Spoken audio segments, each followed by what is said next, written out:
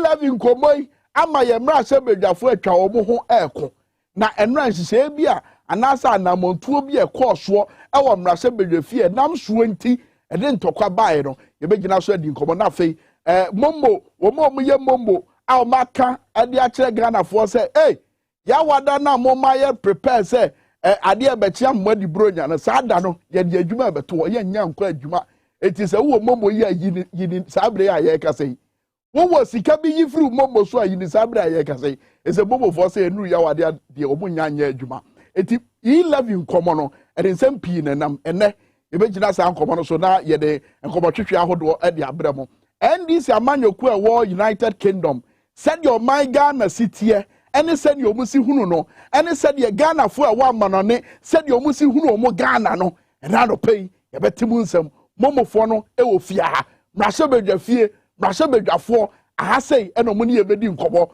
ye mrahye bedwani nsantwirani anase ye nsantwirani a owo mrahye bedwafie wo betwa ne esiye e mrahye bedwafie e hu mfonyi e de akye na no pay ti ba bia wo bia menko ba bia Tonton Sansan nie jaso eche bia beba mfonyi kase ye beba mfonyi kase ye bra ye gebre na fei ensem ahodo a ekotwi ko brema nyina no ye de bramo e wo nyanko wan krata ne eka na fe so dia yankasa yabo ano se kase ebo e wo Power FM na fe so TV XYZ bi ni the praise kwame nkamani menu aba amapoma chicheku na ye di dwumadie ho chiame sansora ho so wo ka dwumadie ho ntina da ne da nyina me show nkran se wadwenje ne nsusu ye de memfa nkame Ghana fo memfa nkame wiase afa na nyina me ento nka e wo Facebook no so eye TV XYZ Ghana na Twitter so ye TV XYZ Ghana na fe so abefo Instagram no so enye mfonyi kwa na ye di koguo wetu ache wadwen wo ho me ento nka no pai mommo tuo ya e de nsema ba e wo man Ghana sai na wusi hunu no ne e ko so wo mrahye bedwafie nura no sai na wusi hunu no na e de akra na ba ye pusu eye First Deputy Speaker Owura Joe Wise se chinchina e wo so sorry free dwumadi a wodi se eye mrahye bedwafie chiame eso se wo kwa akosi fam na wo de ho akodom mrahye bedwafo no no makoto aba wa branch se no anase mra o mode ye adwuma wo mrahye bedwafie e kire se wuti speaker akonya no so na wote eye wugina speaker anamu na wudi se adwuma na woni ho kwan se okoto aba etidie na siye edie na baaye edie na Joe Wise ejina aso ano ode ye saade no ni nyina enkomo a ye bedi ne na no panti bronya de ye sim ensam no de kwa na ekoso Ghana me ma wunyira akwa ababa Tonton Sansan dwumadie so e wo TV so ai de chebia di grandson e ba akwa aba ya brum Ghana ntini wa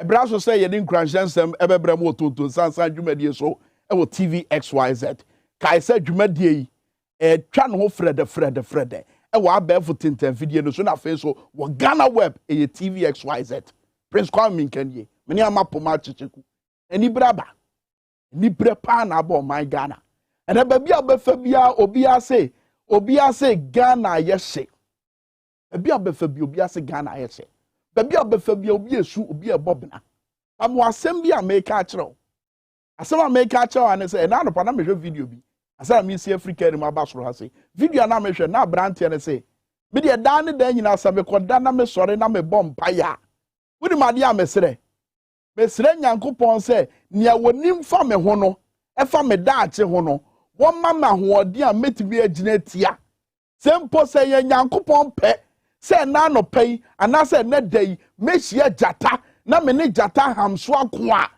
onyankopon ma me gidi a emu odu gidi a ehu hihim gidi a ehihim gidi a gina faako Gidia ebetima mama rain nyina ase ne mu na metima gina anya ahoɔden ene jata no atentam e se eye ne pe eye ewo ne pem se wo se be ne jata ehia ne yetentam etiene minim de eteteo minim de aba eso edo obi anu a wo ka se oman ni mu ayeden na amansa nyina obi e kasa efa se ahokyere aba asa saati bia no na wowom na wo hwehwe se obi be hwe onkuran a tie nokura baako ewo ho nokura baako ewo ho ne se onyankopon ebere a woye mogatoa ewo wo na yem no na wonim botaye nti a wode wo ba bedua asase yi so na wonim nia esi sabre na wonim de ebesi kina na wonim de ebesi eye opepon boso memu a wabra ye kwa afefufuro anim wonim ye ebesi in the next 20 minutes wonim ye ebesi in the next 5 minutes wonim ye ebesi in the next 30 minutes wonim ye ebesi in the next 1 hour wonim ye ebesi in the next 55 seconds eti onyankopon na wonim ye daache no wono ena wo se ye ne ewure nyina hye ne mu hwe ade bi a Abraham ye Abraham no oni ba o oni pa ena nyame dom akokurai ena one ne yira brewa Sara wo munya baba akwa ye fe no Isaac na nyankopon enam se no ne Abraham esan ya cherinti a wonim se de Abraham esitie na wonim se Abraham wode ne wure nyina hye ne mu onyankopon nya akokodro ka che Abraham se wo bakuma ya media ma wi fa no bra na fa no ko ba afore ye ma me Abraham ampupu ni ti Abraham ye se wode de ba eye Isaac e ko ba afore ye e de ma nyankopon ebra wo yi sika se wode betu Abraham eye Isaac minim na osoro abofo pie ye no wo kire e kwa foforo eye onyankopon na nkasa ne pe sabre no na Abraham agya bibia de ma nyame se onyankopon we wona wode eba yi kye me onyankopon we wona wo hye me bo se masefo anase ye awonto atoaso mu no maseba ye se your friend say epuano anwea masefo be ebedoso etese ewiemu nsoroma na se nyankopon akasa asem no afa mabra bo ho a eye den na mepupu miti wa bra waka che be se memfa me ba entwa so ma no memfa me ba emu afore ma no na ebia wonte sa eye Abraham ebia wo ni nyankopon sa ente sa Abraham ba bibi surunku bi ewo umu a eye nyankopon adoma chede ede na wode ye ede aboa nyame dwuma ede na wode ye ede aboa onyankopon kese yo a woyo ewo wiase ni wiase emu no ma nyina aso menka se kodi sofo menka se kone koye bibi surunku ewo asore demo but ye dada sitina mu no eni nipa ye hye omo da ne da nyina no eye kwan ahodo a ye fa so eda nyame kese yo edi eye kwan ahodo a ye fa so eda nyame do edi eti wo ma wo ni omo wa adwuma mu obi a wafa wa adwuma se bra be ye na adwuma ma no ahofama ben e na wo se da be ya obeboa amasa adwuma no asori ye gina wo ye obi a wo kasa tie adwuma na ana se wo ye obi a wo ye adwuma no biara wan kasa wa adwuma wa bie ahofama ben e na wo di ase adwuma mu se da be ya adwuma no betumpon eti se wo ahofama na wo de wa hoɔden nyina na fe wo de owura nyina etu nyame so ana se e de hye nyame mu a enam se wonim wo daache eni wonim enam se wonim de da wonim nti se wo ye na pɛde a na wo de owura hye ne mu so kanwa na ne nyina akowie pɛye nti ene yemde wo kyewa ano no se boro nya bosumi ana se afi ba na wie ye yakopon nanim de da yanim nti ene te bia wom no men tete fon se nsumwa no enka nche ho se mekwa akopɛ duro bi akumi ho menko san ho akonfo anasa menko san ho akonfo menko fa homa bi anse ukom se wo ende ni nyina wa ha sei men paba wo boxing a year bout wo say don't throw in the towel don't give up sabre kura na wasa wo kenya ho wo ma hoɔden foforo bi ewura wo mu na ka cha ho se onyankopɔn na nim daache wono na nim de da manim mede me wura nyina ehye de mu se ejemu ene menante mu mpo a onyankopɔn enam se wonim de da manim no ono nko na betima ageme ono nko na betima yi mafiri sa nso hwanim enti mede me wura enyina ehye de mu me hyebra nyina ahye ne nsa ono na ye odoma nkoma ono ena ye odomfo ono na betima domwo tibi fa me wura ehye nipa mu mede me wura nyina ehye onyankopɔn mu na me se ode ye bekɔ awie ye pa mensama me woche ema mo na no pay wabra ye de ye kura nsem no asi eno no enti ye fa nkwa adwindwi mu ye fa nya adwuma ena no pay ye ba ugya no aso jaso ye de bremu sisi ye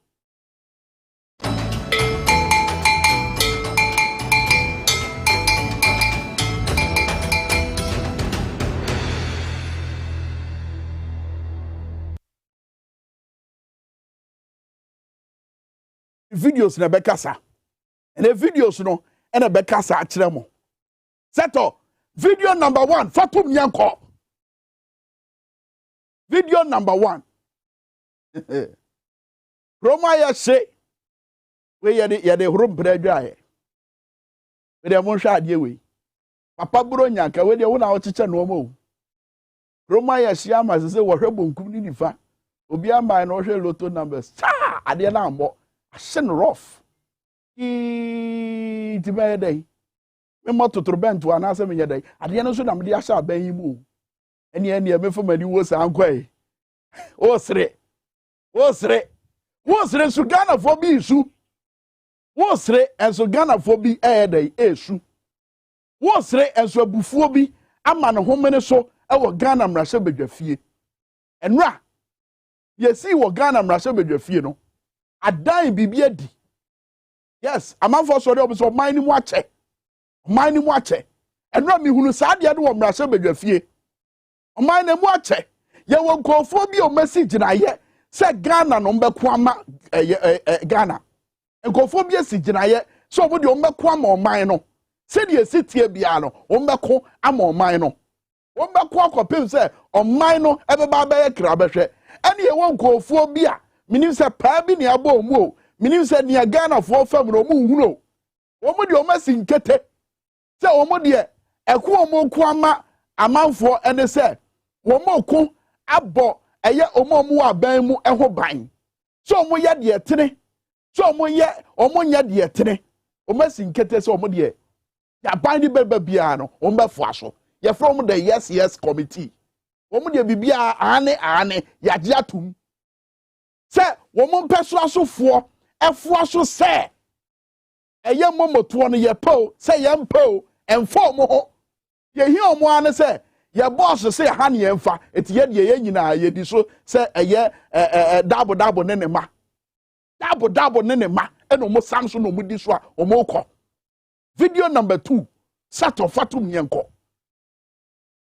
toso mienu fatum yenko we a Mobile Money Agents Association no ya no mo de ensemfo bi betu dwa ebo Ghana for kokọ say ya wada ebe ye ena momo tuoi 1.75% momo tuoi ani ni sunsu aso ebetimi aba ensunsu aso no wo munim se ba wo madwuma ena bebo omo wo munim se ensunsu aso ni bi ne se momo tuoi ya de beto Ghana for so a Ghana for bejai momo yusu Ghana for bejai omo phone na omo de eye sika kogu so Ghana for bejai omo phone na omo edi sika emane omo yonkonom omo adofonom omo abusuafonom omo nim se ye de sa momo to no ba sa tebia no ne bekom ye kwa sa tebia ni mu a ye besi ene se Ghana for enya mo omo nchen emomo nya adwuma enya bio eti de betime asini eno me humfonyi we na edi ntre ha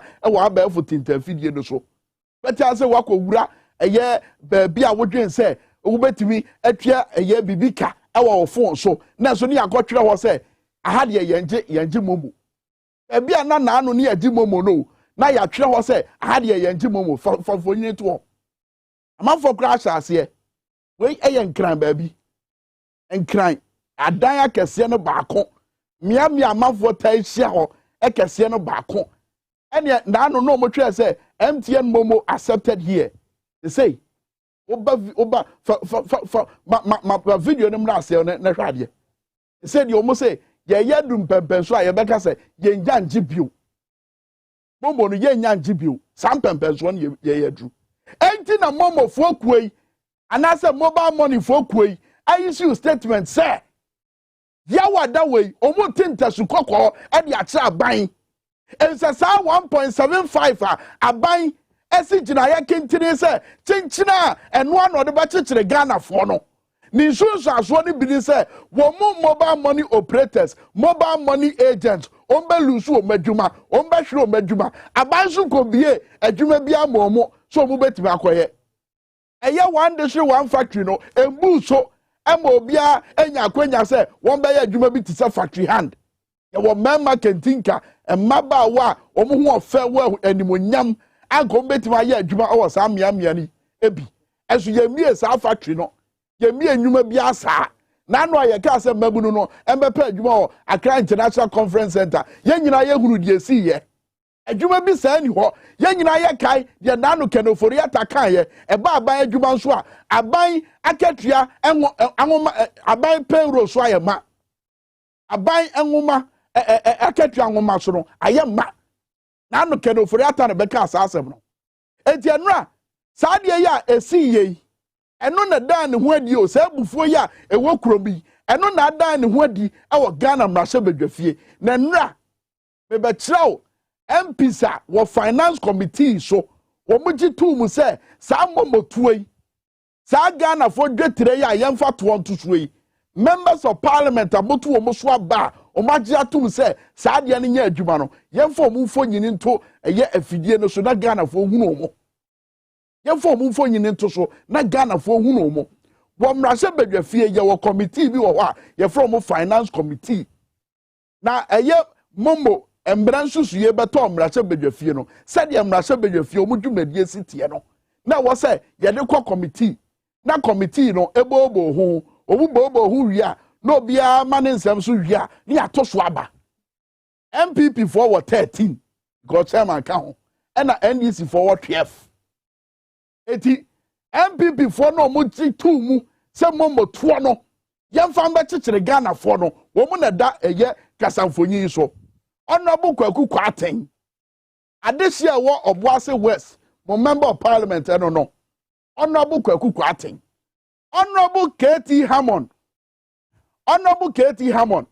a wo ye MPP MP e ma adehia wo asokwa mo so mo MP no honorable Seche Mensa Bonsu MPP MP Swame Alexander Afenyo Markins Ewutu MP wono no Kojo upon Kroma we information minister na wasanso ye ofuase ayirebi member of parliament wajiatum se momotoi yemfa toto mo so yemfa momotoi chekere mo ena feso Collins Adomako Mensa ono so ajiatum Owura Patrick Yaw Buama wono so agiatum Frank Anodompre agiatum Kwame Enyimadu Antwi wono so agiatum na you a free year what kind of afag those days no mu ginam omo kwa Ghana and Ghana ye ding and Ghana ye mobo and o my Ghana ho kiraba ye Alliance for Accountable Governance here ye hwehwe ne say abamba ye Ghana for apede enne wakoda mrase badwafie wo ginam amadehye a ewe eye afidwase for my pedie nie Ghana for mu afidwase mo member of parliament honorable Dr. Nana Ayu afri ye wato aba agye atum se momoto no yemfa ntekere mo boga for to no yemfa ntekere mo sikakura bia to no yemfa ntekere mo Sheila Penelope Battles nanu ya Kwamina Battles inti adehye eto aba mawo ehwe animu se konna ko ginam na kasa ma on wo ma mu ni bie e wo mpeso aso eto ma mu ni bie o ma pede nie ene se mu de momboto obeba beto o mo so ene se mu de momboto ebeba beto o mo so o mu dwetire o mu sika akakra wei o mu de bekọ akomane abusuafo kakra wei a akombetimi di akoniaba sika na no yemfa nkurekura bebre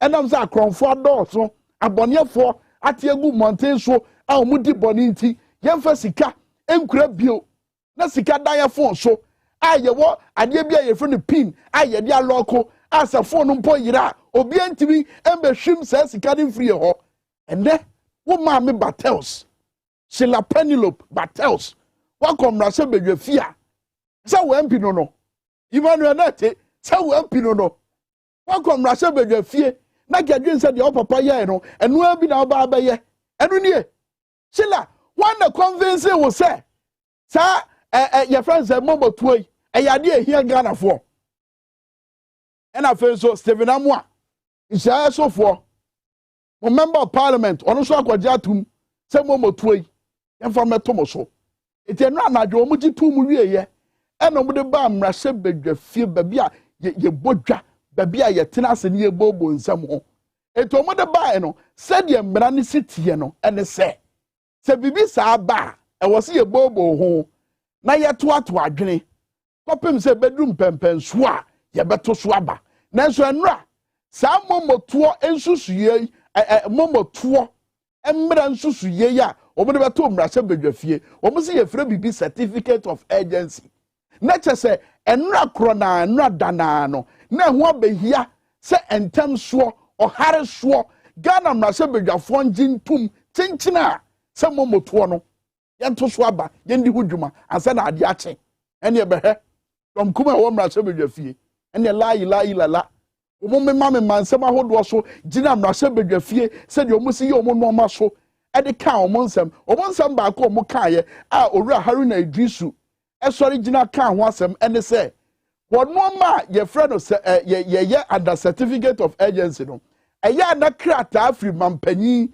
akache eba na sa krata no ne de bata sa mra nsusu ye ho ema obi agitum se ye sa de no under certificate of agency omo ma sa ansem no so anan so na dom kese no embeso mbegya atum ba ensentwefo nchia mu ahodo obi ekokọ so e wo mrahye badwafie baako eye niana na dom kese no ebisa asem kese pa na no mu biso say Speaker of Parliament Right Honorable Alban Bagbin na anu ya na utu kwa go Dubai wa banso a eno a wa mrahye badwafie no mu bisa say na speaker we hwade o esisi e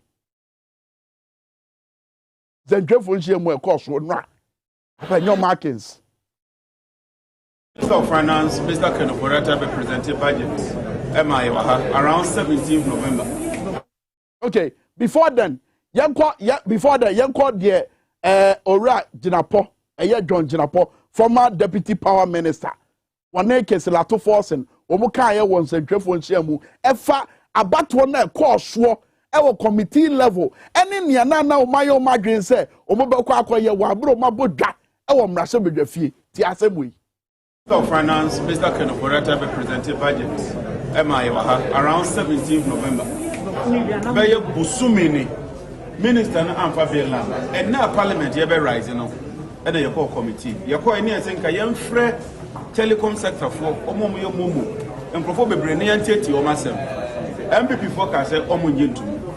Nti omo de omo edudo na wo ho no eye say omo twa fa yeso na ne ede ne say ne si wo committee no afei na ye ba bedwam ha eye floor of parliament na ya ba be debate na domkuma no led by Honorable Atofos na wo committee ho no ye boy ye homode ejina pinti ekoma Ghana for na nso MPP for de omo dom na ye say omo nti ase nti debate ne de afei kura na aba ha sa atwa minimu elevi a tax here or debay. I will be a sika be our transfer one person tax now. A idea I maintain say young to moon young to much now. It told me to come Russia with your fee and Omoko Bobo. It is Wabobo or Moka, where can it get away money dear so away money dear so away money dear so a bedroom pen swa. Not your mammy tribia by maintain one CB, a man of home so. Now, yet a coffee maintain one see by a year. Minority of disagreement over a year the fact say your friend say speaker, deputy speaker, first deputy speaker, Ura Joe Weiss. Think China no say one of the baby I dread ye where Timmy be ditch amina bia auntie a brasso say on also quoted at home. It was quoted at home no. It does not mean say a basin who quite say one to be twaba. It was what a home gemuno of a quack or twaba. TMO. Wana humi jemu no obekwa akoto aba na woto aba wi na fe ye to aso aba ye de abeto aso na kwansa so omo de eye enoma omo gina so didi omo dwuma o mrahye badwafie no na se akoya agodie bi enti saa de animu a na kofa entokwa kese bi ba yo saa de animu a no na kofa entokwa kese na ba no hwade we sisi e bi se video no na be kasa aba no hwade we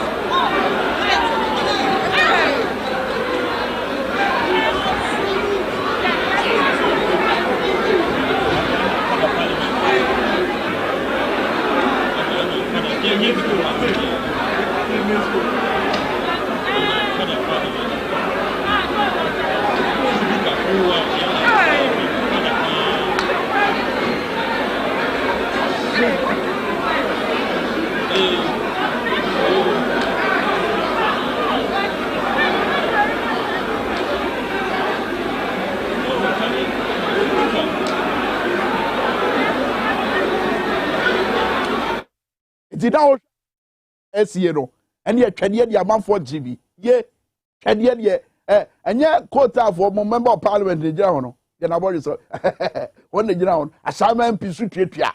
Hey, and MPP, MP, this man pre. Yan Mamumbe, you speak a Koya free walk. And yet, honorable Neil Ate Van der Poy, one also ye who be. Who's a man for so di sotro. A deputy sports minister, what Jane Sotroka crack. And ye sotro de suye. A man for ye warmo, ye tamomo, mantamomo free. A year baby a speaker, Koya no war. A 2 more momokoto for one Nina, a course of Nasabe fee. Nina ye because you never told Nasabe fee no. Na Susie Anasa dream put down on and say, Chinchina Yanyan or Harrisho under certificate of agency. Nan ye cofa side the bino, Yanko a year a homanoso. Na minimia a coanan and Chichunko. A coana is a genia. One of what Ghana Nasabe fee or not. Ye see in a not war. Ununina. Echo, Mache. Echo, something to become a Michelle. Good. Nia ye shay ewo TV so. Nia ye hunu ye ntokwa ya koswo ene ye blows the amount for GB so throw the amount for GB. E de na kofa ni nyina ba e ko wo de bobu kire. Well, neda no fa dosi wo mashebedwem na onye bibia woni beka pleasing sight for us to soak in. And all this began time government only the electronic transfer levy bill before the House. And it wanted this bill to be taken under a certificate of urgency.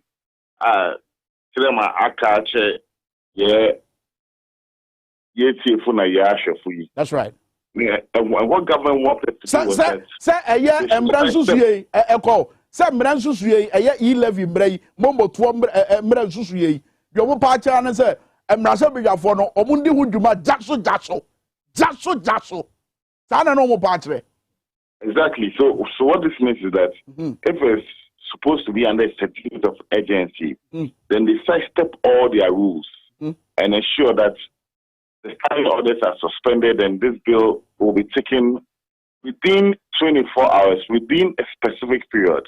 So instead of allowing for broader consultation process, all bills travel through, especially the recent anti-LGBTQ bill, even with the number of stakeholder consultations that were here, the public fora that is being held by Parliament House of Ghana, to ensure that as many people as possible will be able to submit memorandum to fine-tune the bill. So this is what's expected of any other bill.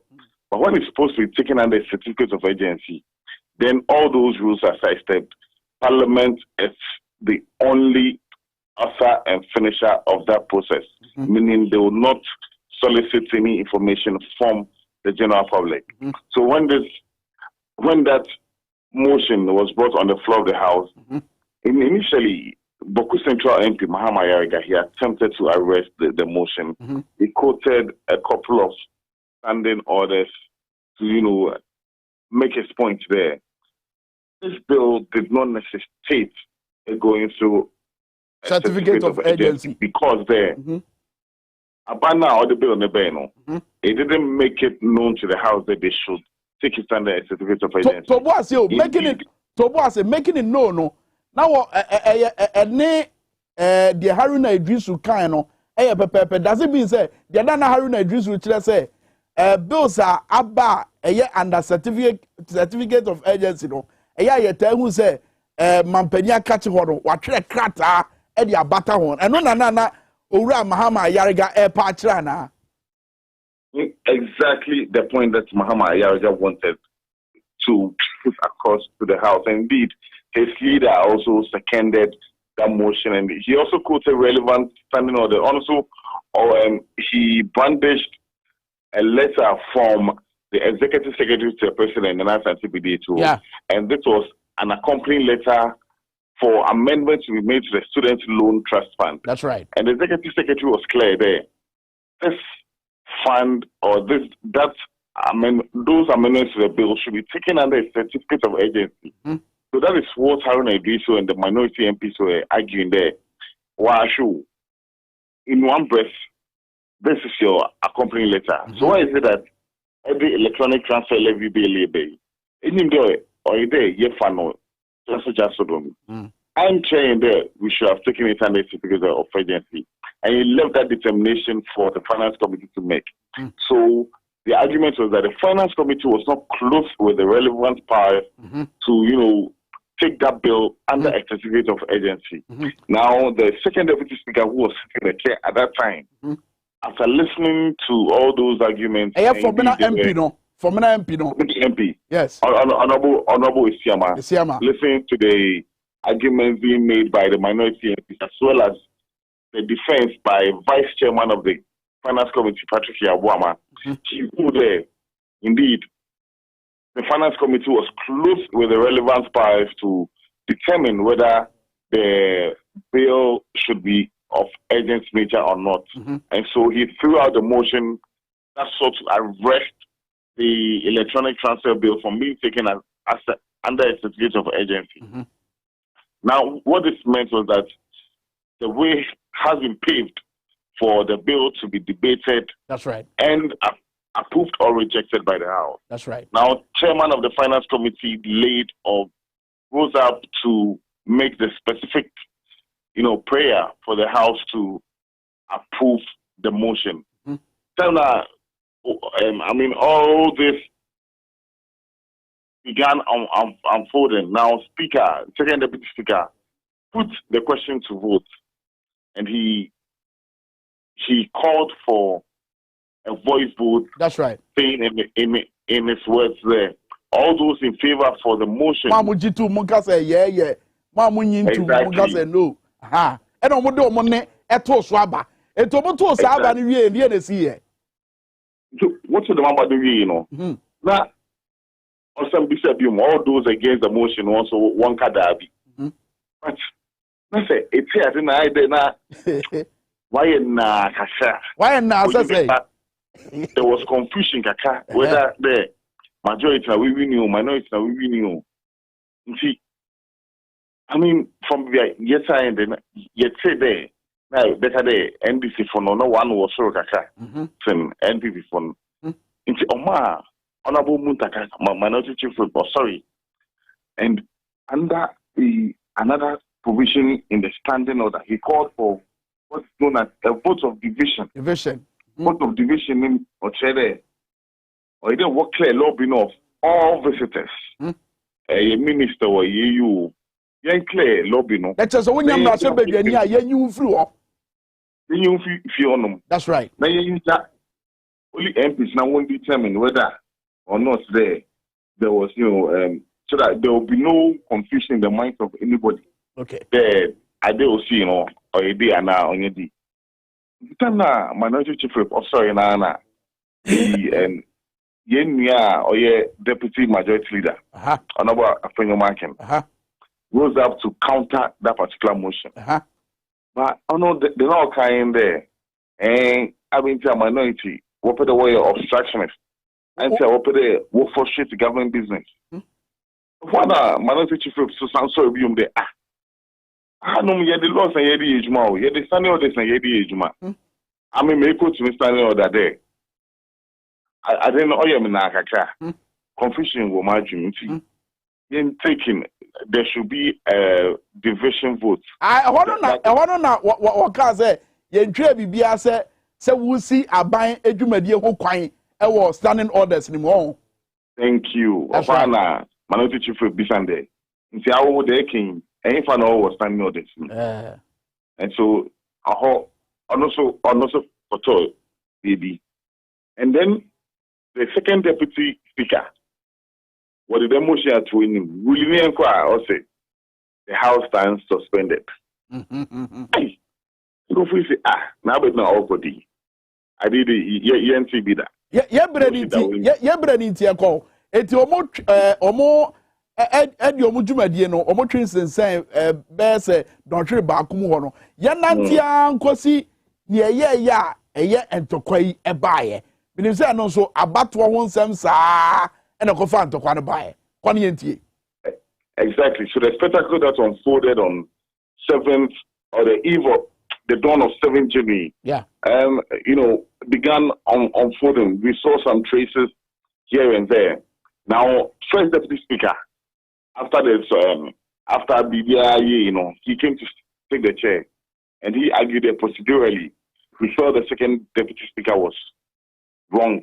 But even though he's wrong, you allow for the division vote to be taken. Now, majority MPs in the free. So them are division or way, when you will pray no aphobia 1-1. No, I'll check it there. I wouldn't, why a polling agent. That's right. For the minority for no wash there.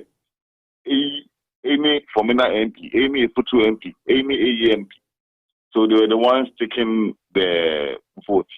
Now, before that, that first deputy speaker said the notice there. Obesi from free na konya so akoto exactly. Arguments in there. That's the arguments being championed from the NDC from there. Yeah. Now, how are you put your voice vote? You didn't partake in the voice vote. And so I say, I got to Abani to affirm the voice vote. So when you are presiding the chair, you are not part of those taking a decision. That's right. That's what the standing orders are saying. That's right. If you put your voice vote, now I didn't. Now 1 hour chamber on what about. If you say I'm some the man of Boka home, meaning the second deputy speaker ought to be or Baba stand on Sakoto.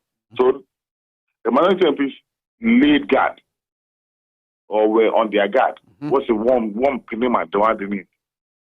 Second deputy speaker 2 year or 2 number year. Just saying now I exit chamber now. And that MP, Honorable Ahmed Ibrahim, one or so, I say, Mr. Speaker, I say, 1 hour to about OPM. Now, one brim, one in. From an MP, what's our baby? I was an AP. You get it? So that's where all this thing began. Now, all we saw was that the former MP had gone to dress up in a scarf. Yes. Right.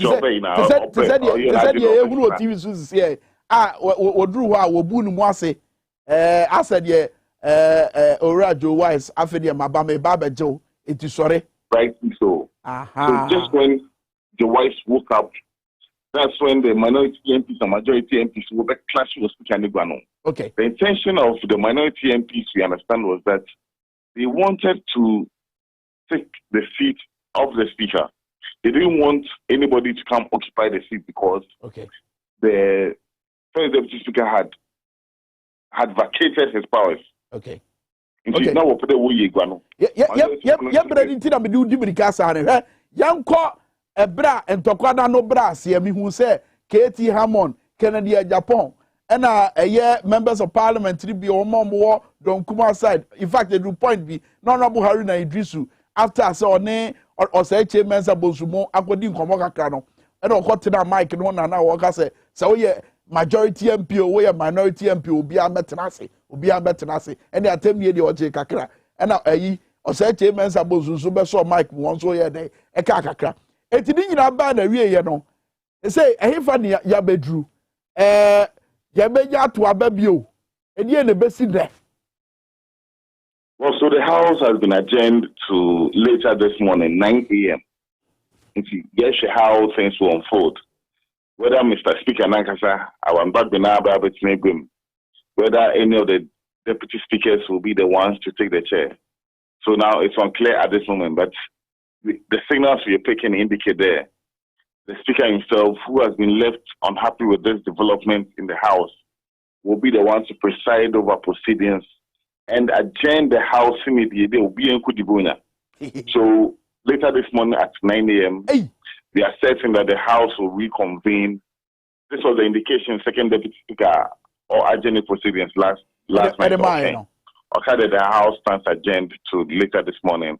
That means a certificate of urgency don't mean well, so what about because that vote was inconclusive? We are sure they would have to take the vote again. Okay. We don't know how far the consultation process has gone.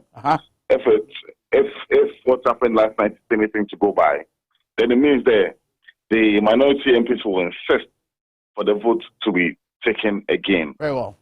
All right, Echo. Young fancy, Bibi any besa banche na analysis no was a drama and afi what the new Princess Arita any more so e wo mrahye bedwafie ho e mae no so motwe twetwatwamfonyi no e dia mae Echo ara me da so also yes entrani o ye nua sa Echo ana wote ne nka na anuanom yesi o Ghana mrahye bedwafie eno ne asem kese a eda hoda no pay a metwum adwen asiso ni nyina because of momotuoi boga tuoi sikakura bia tuoi a Ghana force wo mompene e masade we e maso na yebe dane ho na yama agudie monsem aba baransa da no wo de hwade we sisi e. Yes. Look at the road, Shekwan. Street light is Sikwan, so street light be in the Duma. And I find this why tomb. So we better on you will be create easy.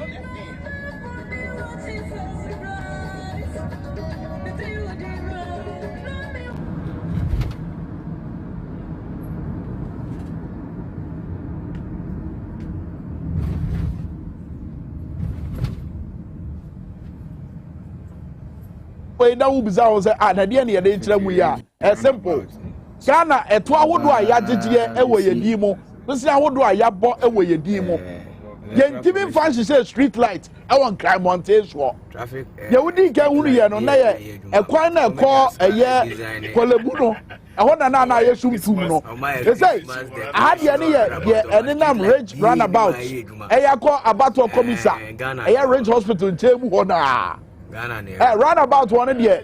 Bronya nkania ya de samo bebre prekese.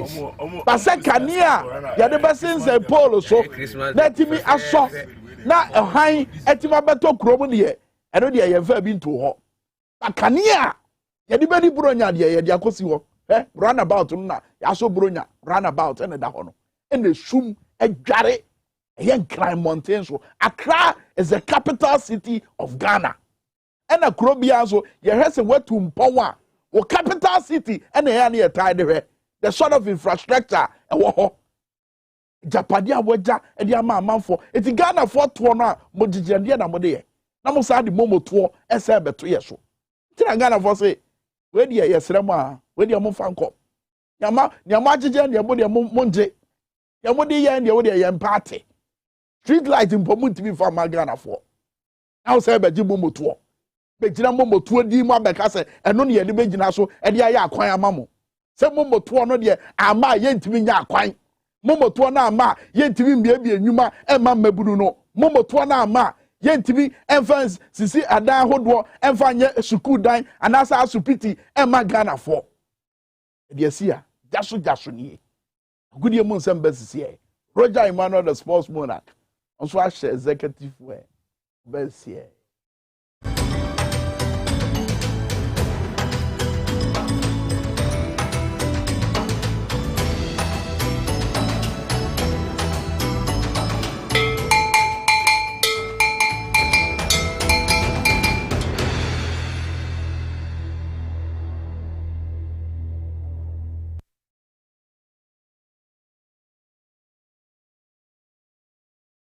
And I don't pay Emobibiache, Tonton Sansan Seremnas, a good one, Yadi Blasters of Ghana on Bokako do Kata, Hunsam, Yadi Eba, no F for launch up, and also some Eba player of the month, and also some Eba coach of the month. ɛno so aba beto dwa na fe kwam no nso a ensem bebre na ye di eba na fe Ghana chair team no ɔmo se kopie mo na Nairobi Kenya ekoji medals ne nyina nso ahonsem eba medin eduro jayima no betimi afremi the sports monarch hello kweku na prempe the British man afie botela mo nyina ta mecha na no pe medi ensem ne ba yen chase from the Blasters of Ghana camp oni be se Nyankopon adoma ene about 2 p.m. the Blasters of Ghana head coach Ramilo Van Rajavak to inside our friends and trophy.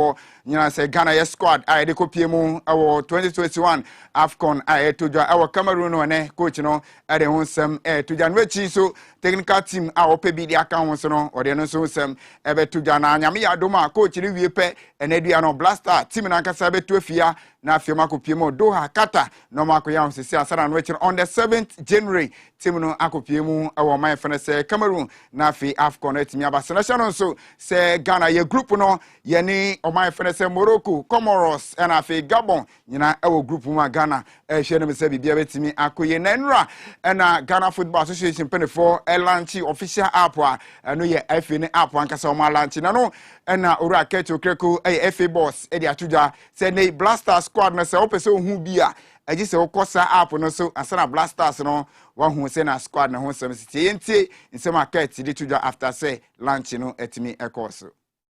Beyond the official website, we are very, very visible on all our social media platforms, all in an attempt to ensure that football or the Ghana Football Association reaches out to everybody, whether it's 13 million plus people in Ghana or 30 million plus people beyond the shores of Ghana.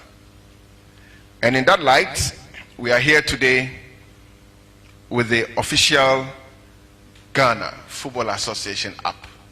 The app that we see here, it's also an online representation of what we do as a football association. And it will take Ghana football to millions of homes across the world. So wherever you may find yourself beginning today, across the shores of Ghana, you have a very, very reliable platform to consume the sport that makes all of us happy. Okay, no, yes, my favorite boss, Racket, Okreko, and some our kind Richie, General Secretary, and my Ghana Football Association, lawyer Prosper Harrisonado, or a Kasaka Kari Fenra, Apa, more Elanchi, you know. Technology is key in the modern game. So currently, we have our league being played with technology. We've also told you that we are working very hard so that in the near future we bring VAR to our game. But currently we play our Premier League, Division 1, the Women's Premier League, the FA Cup, the Women's FA Cup with technology. So first of all, we register the players with technology. You don't have to come to the FA to register your players. You can sit in the offices and then you register your players. Again, on match days, when referee appointments are made, the referees just see it on their phones. The teams will see the appointment on their phones. Indeed, when venues are changed and when match officials are changed, or the fixture is changed, the clubs see it through technology. So, yet again, we are here to announce a new technology. But just to assure you that the GFA would continue, indeed, through our partners. Last week, FIFA were here just to do a documentary on the work we have been doing on the IT side, in terms of the IT department and the way we've harnessed technology. Okay, so no, Samaura, lawyer Prosper Harrisonado, General Secretary, Rima Association, and some our Kayanwechi, and opinion also a app products manager, a opinion for say a Ura Kobna, Mark Hansen, as a Casano, Chichirimu, a queer bet me a fasonafi, who suits me access to the app, and I say, you soon know, or also a Chichirimukakra. Yeah, so this is the official app logo. This is what you should look out for when you're downloading the app, because this is the only official app sanctioned by the Ghana Football Association and you don't want to download another app, that might not be the authentic thing. The first page, once you open the app, is the home page. The home page has 3 main features. The featured match, which is updated like daily and hourly. Once a match starts, you'll see the scores change. The last part of the home page is the latest headlines, which is latest news stories coming straight from the GFA website. So as soon as a news story is changed on the website, you will see it right on the app, and you can click on it and read on it and do whatever you need see fit with it on the app. The standings page is the Etiano sama nre koso awo Ghana Football Association omo agachi ara sama amate fefe no so rafi enremu awo Ghana ye league no mo penefo area atudwa se enyakopon adoma omo hwe nem se second transfer window no so ebetimi abase na penefo kirem se Tuesday 1st February 2022 penefo kirem se ye biedi atum na afi asansu aclose no Thursday 24 February 2022 and up the fortune say ebe close no aye local base players no I see some so je na fi foreign base players no mo so abepie mu fa na omo IT se hu sansem na dade nyina so no but the fortune say Saturday aye 1st January 2022 and aye bia no so dia tum na fi Monday aye 31st January 2022 and so and aye close and so na fi ahwe ne na ba nema ese betimi akoyiti no aye hihia ampenefo aye e dia fa second transfer video ampenefo abia no so edi atom ye frɛ no so ye fa ni enkyere mu our last month when say NASCO player of the month no so awards no ebetuja abrante fana Abdul Fatawi Shaiku awesena kan yidima Dreams FC and ampenefo abona baso say player say no modebo etimi so akonka na woni players bi etse abrante fana Maxwell Abekwe sena karima Great Olympics na fi abrante fana David Agbadna aso sena kan rima Red Tamale United woni omunyina ena epriya namso ema with 18 years Abdul Fatawi Shaiku Blasters Materiano wono NS wono so efanku ni die so ewo ehonomo na wodan ni kiremo so from Syria coach of the month and also called him Santikotoko coach ora Prosper na te ogum wono so na sabas bono so ekoye edimano as we say si ekoye dia format so boy no omumi ensande owini ni nyina toatoa so na afia mo ba kopɛ na tsono so etimi so draw ye enti no eyensema eno so afia no ma eno so ababeto jaire honsem enso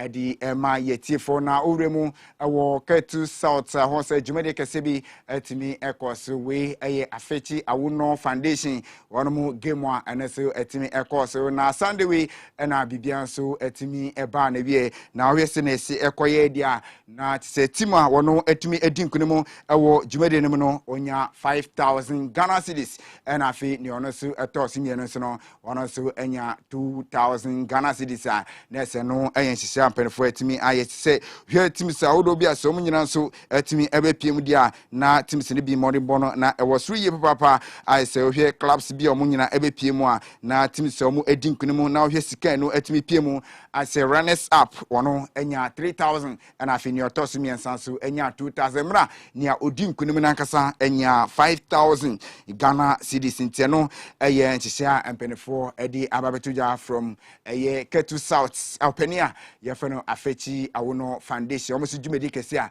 and setting because you hear screen so a na say check no na a display so anya asem kitu akra ye hwenim say afise senso ne bekoso bia so ye de honsem ebetimi so edi abre yetie for ye wremu ewo ansem fremu onim se nanka wose na ochewie jumede kese atimi koso anu aye silver aye jumede koso no aye silver black promotion omo aye boxing promotion a afibia no anase mrene breso no omo etai di bout awdo adi chihye so nanka mpefo ye chihye se nanka na ochechom nanka jumede bi baso a anu aye labadi na afi osu boxers na wose komodi chihye so ewola Magdan Town Park ho na wose jumede ne atimi koso na mo edu no na tise abrante a wono aye number 1 ayefena ni eje ago wono atimi ebegire musana sa brante fene kaloku from osu na se wono no nyadia hotumi ebepie mu ema jumede no so atimi kostese na naka wose jumede no kono empenefo kire se abrante se wono eye number 2 no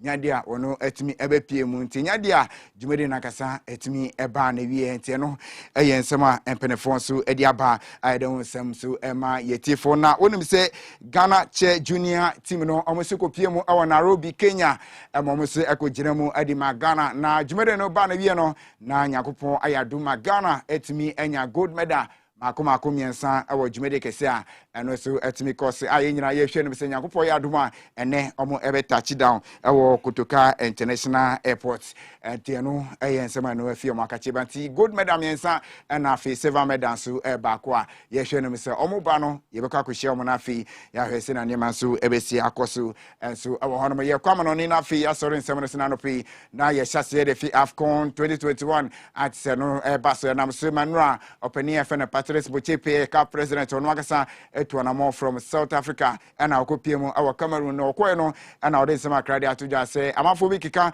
se wanhwa na tournament ne correct mi ambas no mum wasi woni LOC no okopiemu no na fi fuka fit eno Cameroon na football association nhihye no bibia akoyi a jire se AFCON no ebetimi ambas yenti ora Patrice Bochepe It's our home, it's the home for Africa, and we will talk tomorrow and give you feedback. We are very clear in terms of our commitment to make the AFCON a success in Cameroon. So we will talk tomorrow and give you more feedback, but I'm very confident that we will work together with the people of Cameroon, who are a proud football nation, who have made Cameroon proud and Africa proud.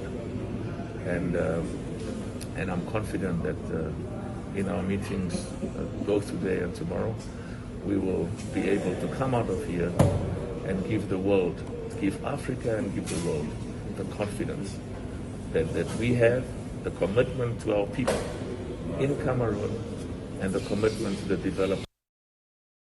Okay, it's Ura Patrice Bochepe, CAF president. Na when we say okonyo ono kwana Samuel to face na ekosa prono na eto di atuja se we positive say AFCON no bibia betimi akosie na fe covid on sihye ni nyina no o se bibia ebekosie kama na nyankopon ya adoma sisi Manchester United bibia ayese sopenia ye for Richard Arnold wono ana sei obetake over sesiu e de Manchester United mna papa for Edward wono efi team no mu na fi wono su akoti no nefi Manchester United one so akache ba woni me say FIFA mpefo nhihye say from 2026 edi kono the World Cup ye born every 2 years no na mpefo dey atoja say countries outdoor no omo hwe nim sa associations ni nyina no ye be ma obi aska be $60 million na afio dey yan bobo ansa na World Cup no eno so etimi asase na mpefo dey atoja say about 48 clubs and our teams and mpefo hwe nim say omo nyina edi omo ho ebetimi ahye me ya World Cup ayi dey 4 years edi about 2 years no ebetimi abeye krabehwe nti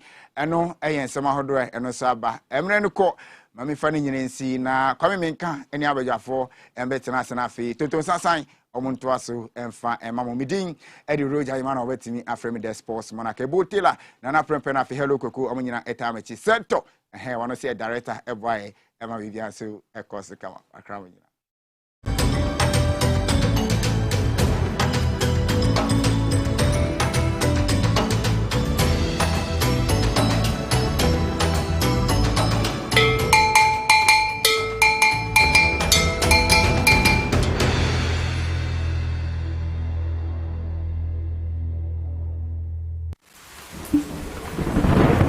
Peace of mind is very essential in your journey to success. For Akwesi Papa, peace of mind means having a proper covering over his family. Literally. For Araba, aka Injection Mama, it's about having the funds to complete her advanced nursing course. And as for Corporal Odami, it's as simple as reporting on time for his shifts. Sometimes all you need is a simple push. At Needs Microfinance, we have tailor-made loan packages for salaried workers under the Controller General's Department. With the low interest rate and quick wahala-free process, you are guaranteed of a timely solution to get back that peace of mind, literally in 30 minutes.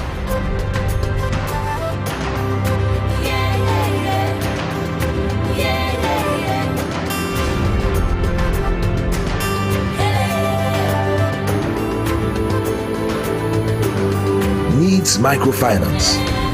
Growing with you.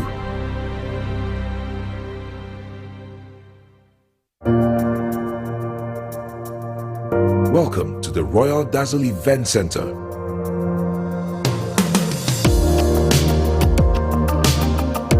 with a lush and well-maintained lawn and garden, you are assured of the best serene and comfortable atmosphere to organize all your family and social events. Live the royal moments here with friends and family. The hosting capacity of 600 to 800 people makes Royal Dazzle the most versatile of places to host weddings, parties, funerals, conferences, concerts, and many more. Create your memories with us. Call us for inquiries on 055-814-8585 or 024-620-2144, or pass by and speak to any of our friendly staff. Locate us at My John, close to Zoom Lion headquarters. Royal Dazzle Event Center, creating memories.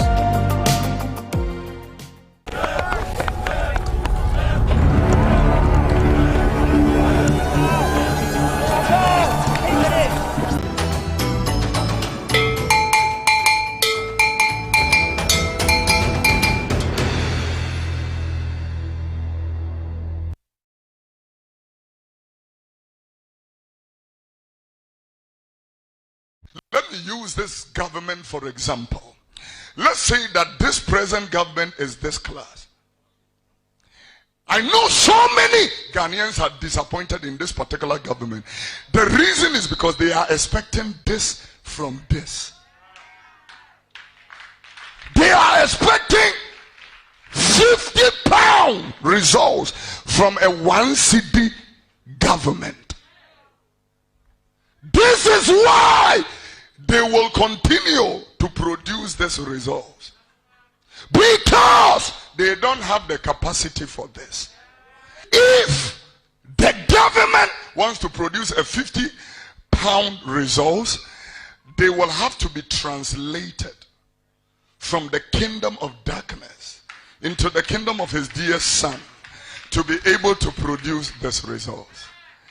I'm telling you, as long as the government is in Yachum, a woody sikadi, and penatria a jamai, as long as this government cannot speak truth and live in integrity, they can never produce this results. Never. And so when you are expecting, this from them, it will never happen. And it is not only true about this government, it is true about the man you give your heart. When the man is one city hearted man and you are expecting a 50 pound hearted results, it will never happen. And I am standing here and I'm talking to people. This is why I've been screaming all this while. I am telling one. The petrol boy say one gallon na produce. Odi bombacho eno de afena abandon the tax petroleum commission so e betena se e hu de omo so de beto so odawo Na say ka bo bibia bo tro bibia be ye dindindin. When is canting me kromo ka fie. Communication tax e increase. Bacho o ye call credit. Bacho no so abandon the tax na that's na bana atum. Oh, enti aban wonya de ye hu beto e kakra kra. Ifo enra. Aban enti wonya de ye hu beto e kakra kra. Ye to ye hu beto e kakra kra hu beto e. Ifo eno kruma ye di. Mo mpa ne mpo. Wonya de ye hu beto e kakra kra. Adwuma sen ne bie ne Ghana. School for the do sen na wie school mo nya adwuma e. Adwuma sen ne bie ne Ghana. A school for the was saying every school and there, or many of my about time in the Bible coach school, the baby we are not certain in China. A Germany. That's a tax when you say we are so. Then you acquire and I say, yeah, bye. A German, just saw him in person of the witch. Nimtan tell me on Germany. So to your matter, Casabon Prime and come in person, man. Women is over them.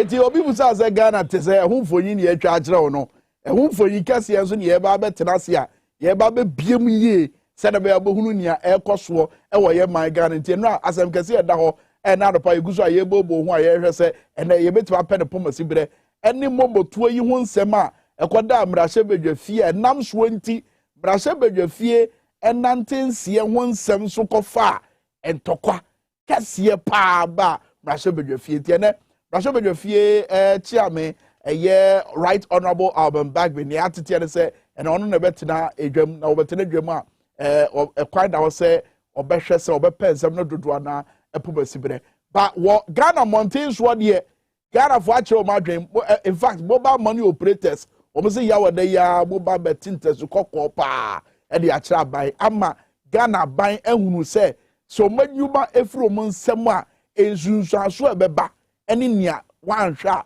ebesi eye yawa da no so yasema kunko ho a yeguso a yebobo ho wabra yekoye nim no yebekọ mrasho bedwafo no bi ho na ye ne omo edi nko basa abre die amen bugotonye dia bonpai oh ya bonpai o si enhwemani bonpai dia nko abehwemani sai eya izo why di bronya we die said you sit the kind them see benye to aheda na wa hwe said your penisi buy ye ni na pene dia ba na emom sika ni ho ba hwe said you see o say ga ba ho sha sen kakra tibu aji no asa sotro bi obi enya sen keto enra de on sa sotro no eno etimi mu ani so pass ba oni pada sani ne timi tam no yanko se Johnson na wanya e town so no tam wa no wa no de wapem ho pu asotro mi enu mani ha everadi nyankopɔ gara ba se bedwa fie den tase atu emra se bedwa ni eni o za ma se bedwa we di come on me no me come on mama rough come this is the direct representation of issues on the ground. Yeah, and a police station to quiet course no say Ghana tie no eno na ada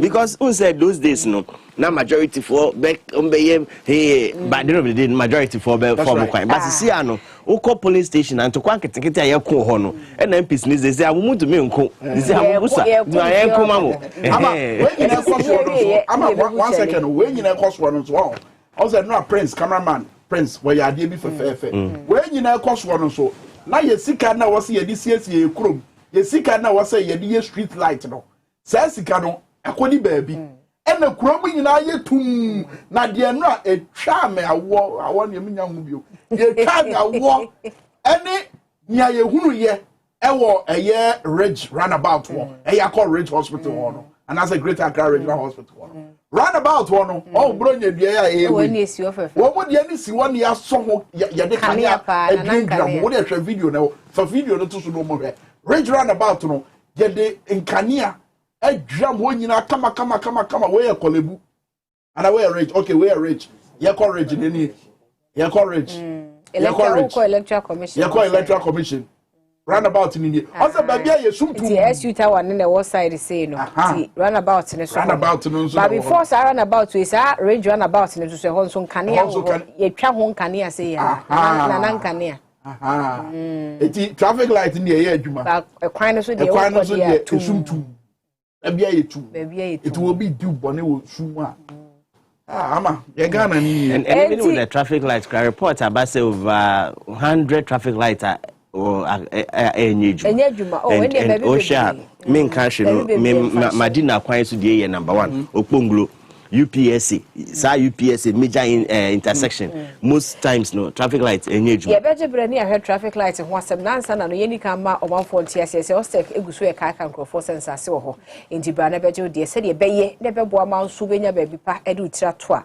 o ha bia ma shy hills afie nyane ne me nyina mo nsase ho to aye ma 200 blocks ye ma 10 bags of cement so e de aka ho wo ka betumi de aba be so apene ama asase kama wo mo dodo wa on the fire service station no ena edi ehwe nimo eni omo nkasa 0244684069 0266101406 and afi 0240933748 ofra Ostek real estate ebejo so Ghana Christian University College se form CB gusu ho entibe mabronya ni ntwamu ansabra be peke odi ansana wɔn akɔ ahomegye mu dodowa ɛne adenta kwantempɔn so amran ho ɛhɔ na abi hu wɔn kyerɛ kwan anakɔ ghanacu.com na kɔ apply for 0204069583 and 0576533307 ofra na woni wɔn akasa na waboa tetew sɛ de be ya wonso betumi abɛyɛ kandini mapa ɛwɔ mayi mu 21st clinic yɛn kan kyerɛ so guso ya wo bo am apomden yɛ sɛ fataw no de ɛma wɔn tibra ya de bi ahinta nipadua na kwa baabia mu firi uti so kosi unaseɛ unya gidie to na mode ba wɔn wakache nko ade a on sa fa ya de no enkofi wo yɛ sciatica expert nto namro mu to ase wo atwetwe wɔn no ba wɔn bɛgye bre wɔn atwetwe kama ama ho aba wɔn okuma se ehwa overseas junction afa radio ho na abi ho wɔn enkran hadome market heavy do building ni mu wɔn ɛwɔ hɔ ebi wɔ East Legon wɔn branch kɛseɛ pa ɛwɔ hɔ a hɔ nso kɔ a wɔn betumi ahwɛ wɔn ho atɔ wɔn nti sunya no brekum dwabo so ɛna afita kwade na miamia ahodo nyina nso wɔn branches so 0540311311 0540311311 numbers no no I am media and professional colleagues in no person over TV and a radio presenter papa person ye camera guy papa na wo twa bibia wo twa ne yie ema ho tie ho da ho edit videos wo edit audio wo ye graphic design na ombe church oni nyina ebritia obintemu wasua wie na afi waba be ye wankasa wo boss na wo wi internship ho akwanya de ene obo wie school yi a se be obenya ba bia akwanya internship so na akwaya asem but we dey o se akwanya wo ho wo wie pe ebenya ba bia ma wakwa akwanya internship ne kama na aboa Great Commission TV ho Radio SM online so ho mo ne radio stations ahodo opina so ya affiliate obetumi de wakọ no akwa akwaya be peke forms so Great Commission TV wo officer wo Nungwa Kantamanto wo St Michael St Michael Primary School ho afre I am Media and Professional Institute was 0245001574 0245001574 and 0500200033 numbers no until fra na womo agil so ememedro poster joy egusu adwama so mema mo prostate ha wa bemwe ye kanfo de mamu ye de adoma to so bronya eje ode se de be ya woni beji abro so wo enya nije bia na eya na ye nije bia ni ho nso e chense wo be ma na sebe ebra so se wo se release bibie na ebedu ho na ya odi na wudi uti ni suo ma ha dwene wo se utumi sane ese ma adwene ni mu bie so sane nti imagine se ofre be so sane na waka kwantimfi na hometie pa so wo ntumi nti free na waka so nti uhia se drebi na boa wodwonso emayi a unya poster join na no be ma wodwonso abayi wodwonso na dribble wodwonso na twahuro wodwonso empredodo anajo a ebete sa problem nyina so poster join wo pharmacy shops chemical na herbal shops ahodo nyina won kran Ghana afana ba bia nso obenya bi 0244727028 and 0244754380 niema wedre ho consultation poster join no bi na ye ebebo nso amwadwonso efili ba kwa me afi kwan ni mo da ho braso symphony kese de dam de bon krata ne nsema hodo anope wode aba edoso papa Daily Graphic Chronicle Ghanaian Times eni afofo bi ena anope wo mo aba ensem ni pinu anso ewo mu a ye de ho asem da wansa na no be ko Facebook na me ko Facebook no na ye ko nia esi nra se wa onim se His Excellency John Dramani Mahama wo kasaye ewo eye abefo tenta video so Facebook otwe nsem bi fa mampani Nanado Danko Akufo-Addo ne nsem bi a oto mane ono His Excellency John Dramani Mahama na the okaini was say I think the president must take his responsibility seriously and focus on working to change the circumstances of our people rather than the rabble-rousing skits he serves the nation. That is a concept to answer his rhetorical question on policy. If he only took a moment in the comfort of his chartered jet to read the People's Manifesto, he would have at least learnt about the big push, an accelerated infrastructure plan for Ghana, free primary health care plan, the 1 million jobs plan, Ghana First, framework for industrial revitalization, support and transformation, and several other well thought through costed policies. I say I am willing to provide him with an autographed copy of the manifesto.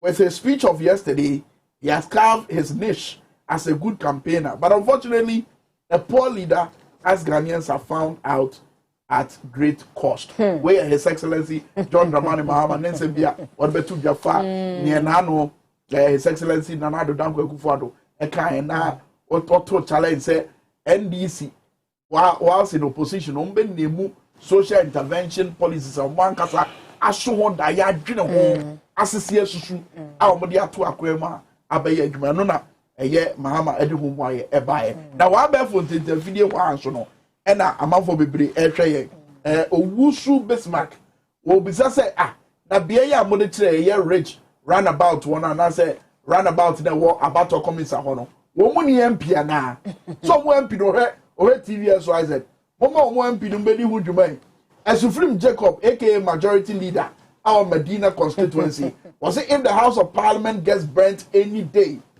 blame the first deputy speaker Joe Osewusu and the majority group leader Osei Chairman Sabo. So anyway, that was Kennedy Japan when where was Kennedy Japan when the scaffolding was going on in Parliament. I know that I'm on the nana what you go for akoma so obi anya abotre munya abotre oni kenti amon omu di dwuma pa obi anya abotre obi antena se e ade omo ye eti esuflim o message no na yakinkama yenko ye ni me yo on your konto kwa na de opatan ye ni opatan kwa na oje twede ye na de odi atem na de odi atem e ti matam no to no opatan force de se odi aba eti this is one seven no but me fa daily graphic and chassis krata ye ni bra kwa mo se bronya de Ghana for wo mu dia no na ukodwa so anema de abusu wodwom pa na enso adwadifo se sales na nye nipa wo kroma ye busy but ye nto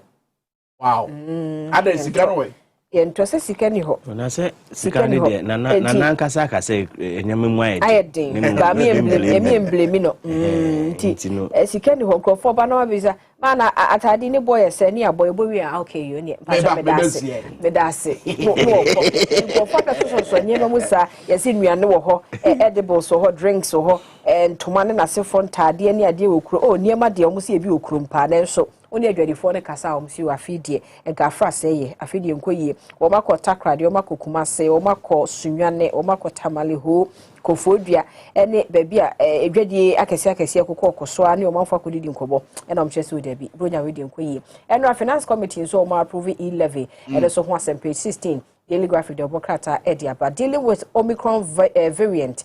Ghana imposes travel ban on 3 countries. Intino so page 16. A Daily Graphic Democrata anymore. And pay in some way any afofrobe and wade aba abeto krate anymore. And also so asem. Her children is charged from hospital after Absa Bank settles BNT.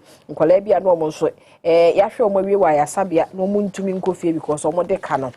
Ja yakotwetwe bia ma wo moma wo mososo etumi akofie ya krata yi edi emu amane bobi edi aba na Ghana 3 others to start fisheries observer program eno so so page 24 ewo Daily Graphic de Obokrata no emo say Ghana is signing a pact with 3 ECOWAS member countries to start a joint fisheries observer and monitoring program next year.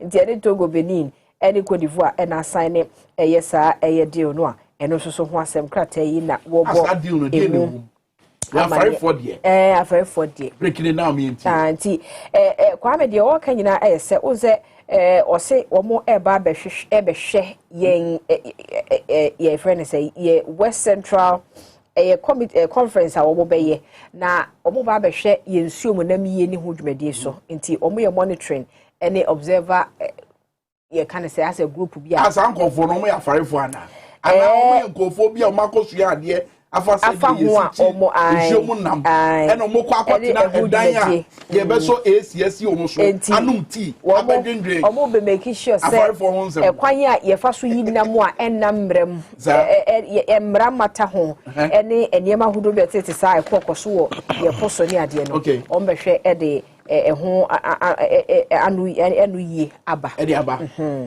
they are seeking to put an end to illegal and reported and unregulated fishing practices. Ewo meyi ebu na feso yepo eso nti eno eho asem na krata yi ebo mo mane nsamo akrata yi aba de doso but ye fancy and for ade we se be ya adwuma ho eya na sa ekuo na ye omo ye sa ade no eya omo fa nkofo omo ye experts ankasa enka ho bi for instance imagine say omo kwaye conference ke mu be edu anase aduonu eya farefo a akomo ka asem na omo be for serious because omo nsa sa nkofo omo ye no omo an control so ekoyi nam but so bi ko che ni quote pampi de say de ma sha mi de ya na wo be gina na ye ayurumi afurumi be ne ade wa ye tiere ija be 11 certificate of agency mame ye kan afarefo asemi de na page 3 man beat wife to pulp over chop money there's a fisherman bia ne yere say o man 20 Ghana de bia no ye say 20 Ghana no de man no enso nti no fa kakranka ho ne yesin so bo wa nti hwe fonyini ya say aboma me na ma ne nyina ahoho kwame it's very sad say in this day and age obema betumi atene ne nsa say obo oba no but kwame to the extent that we you nsa abo oba because o demanded for chop money sika no way. No, but Kwame, yes, we understand. Sikani Hokruma Eshe and all of that. But in as much as say a moye dinner, na pomati na question is me bono because no. You don't have to do that. You don't have to do that, and it's very sad. But say a share near a this ano mano so forever. Yeah, this ano mano. Sika 20 Ghana. 20 Ghana. Our dear man obana say enso. Nenso. I didn't enso fi say enyama bo ayedin. I didn't a normal boy day because I'm a money day. I didn't just say a normal boy day. Now, so you see inflationary. I could do 12%. 12%. And it's the very first time. Oshe in 2017. So it's the first time I was Dr. Baumia I say for the first time historically, for the first time, let's say about 30 projects for the first time. Yes. Into for the first time under the rebased economy. Yes. Inflation has jumped back to 12%.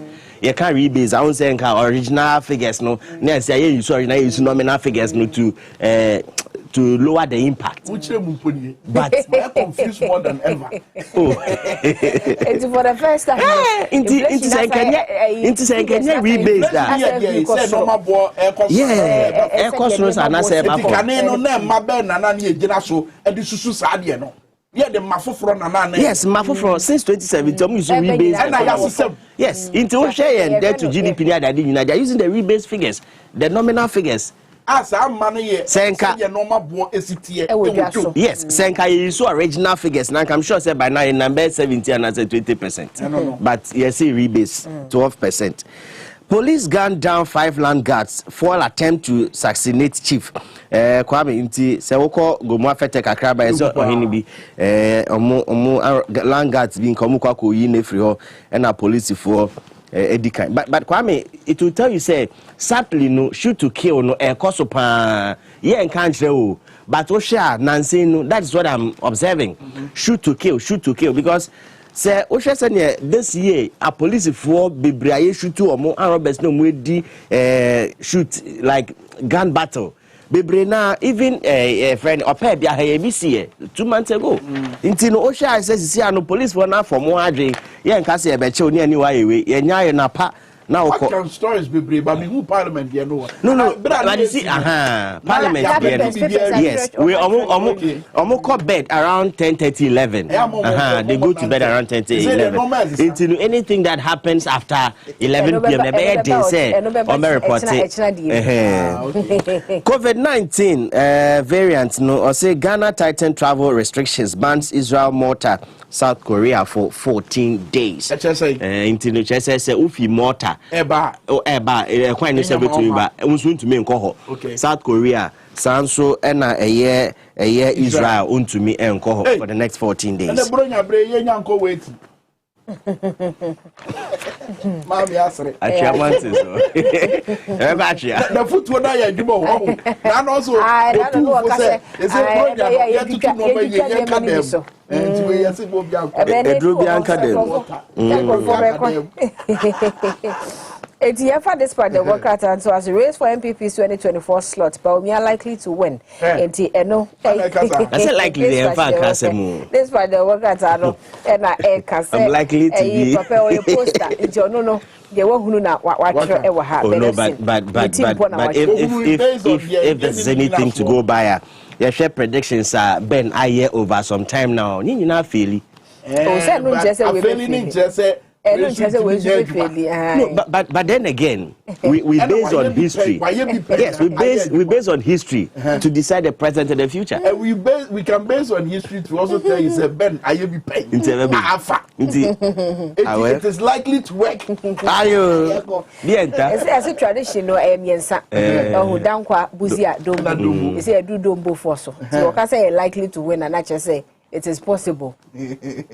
Likely. It is possible, but we also know that in Ghana, you also know everything is possible. Even Hamatan came without announcing. It is possible. Even the fighting parliament came without announcing. Wouldn't say December Hamatan, Beba. But Senka, or some more guy be. Some more guy be. Is your petty? A petty no friend by. It's a petty. Hey, I said, oh, could you tell Black angry over Parliamentary Service Board meeting in Dubai? Until or also so a demand an explanation why until Mukoye sat meeting of Dubai until also so was some Kata Bomo Amania Obechaham. James Abonsu's proposal on MPs going on opposed dead on arrival. Nano agree about and this as a Deputy General Secretary and my MPP. Amanyo Kuro. When you're dealing this project, but as I can see now, I yen idea. Our man of Betanasi, you be doing come. You see what Ghana Russia with your fee and rap. And then, Speaker Betanasia, who made my pass some of the bread. You confirm to one of Bain and said, a year more 2 years and Susu, ya bet that Russia with your fee. Dom Kuma, one Russia with your fee, besides say. A dear ne a buying a sweat say, Chinchina, Sam Merano, Yengin Tum, and as a Yemo Bo, and as a Mundi Wooduma, Jasso Quaso. Sam Comona, the cotrain, someone who do buy her, and then to what ever. Then check a crack, while Brian didn't for you get here. Is you would shed you see here, and will gun and brush with your feet and rat. Said ye not, tread ye, and the number to them. Can you is here?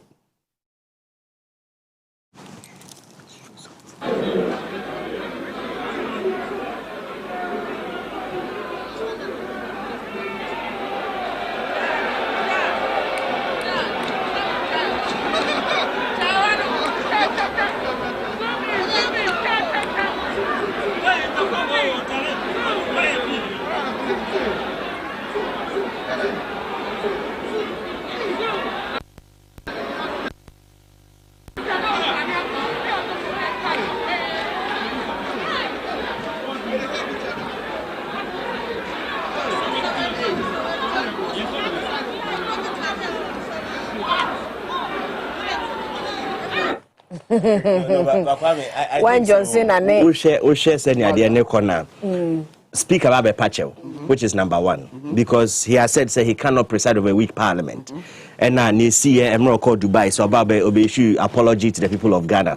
But I want to say, for the many Ghanaians, Omoje said this is bad, please, this is not bad. Hey. Yes, Kwame, I beg to differ. This is not bad. We wanted a hung parliament, and these are the characteristics of a hung parliament. You see, when we have a hung parliament, and say Yakob Ben Krumu, na Yatwa and I make us say at this stage, no. 10 pesos are high. Why you look at my friends? I say, hey, you're going to be sad. 10 pesos are high. There's no way Rebecca said this thing. After 2024 elections, if we have another hang parliament, it will still continue. Okay. So this is not ending today. It's she now say, hang parliament. Santo Quanto we asubete and 2022 and 2023. Please forget it.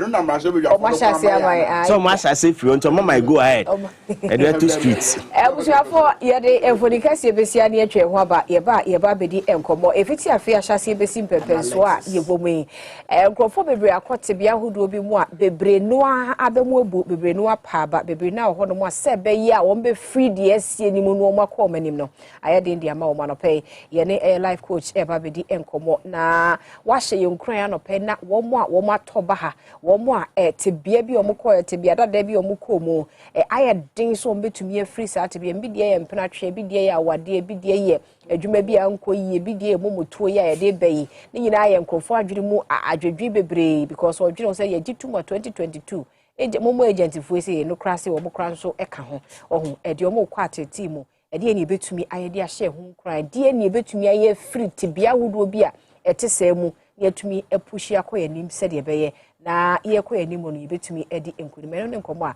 ye ba bedie na Alexis ewo ha ye ne no e ba bedi sankomo ni twe ho aba ye ba ye beto aso.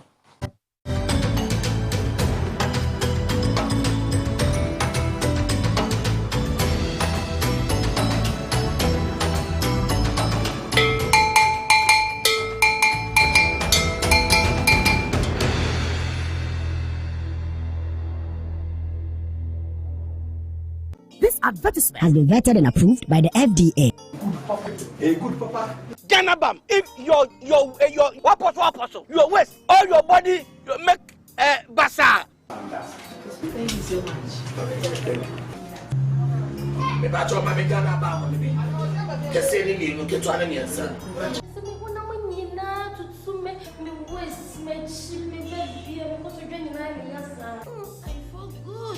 What?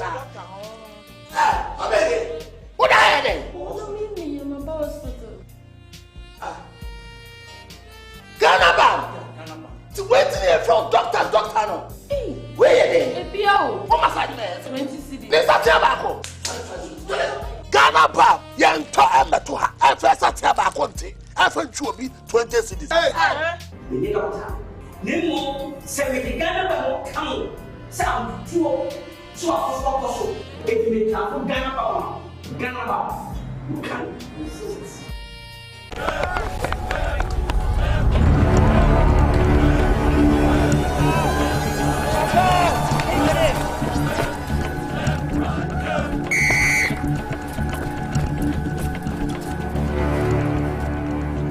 We are one man short. Should we invite him? Yeah. It be old cargo. Can I join you guys? Yeah. Always free, fresh, natural, mix, mineral, water.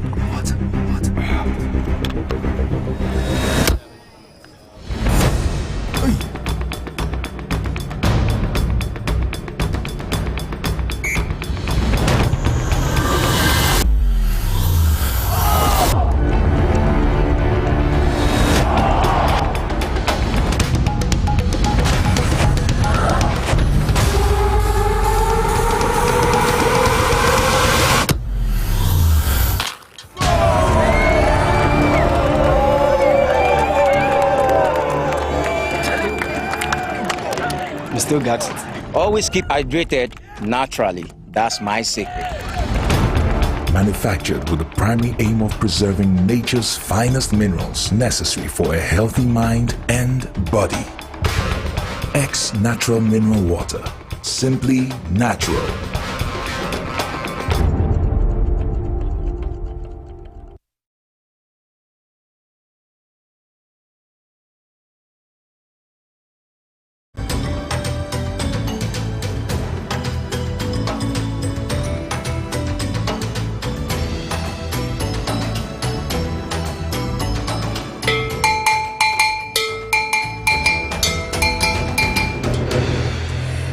For your sign at Nasibium, Tonton Sansan, you may social live or TV. So, higher TVXYZ, to share live on Facebook at TVXYZ Ghana, or share live or YouTuber a XYZ broadcasting. Your social media channels in the Woody Tia. Now, as a TVXYZ, so, and I only and Namwa, yes, some more. And I pay so many say, you won't be now, or no more, you was our experience here. Ye baby, home and Kumoibia, we are finding it very difficult to see between me.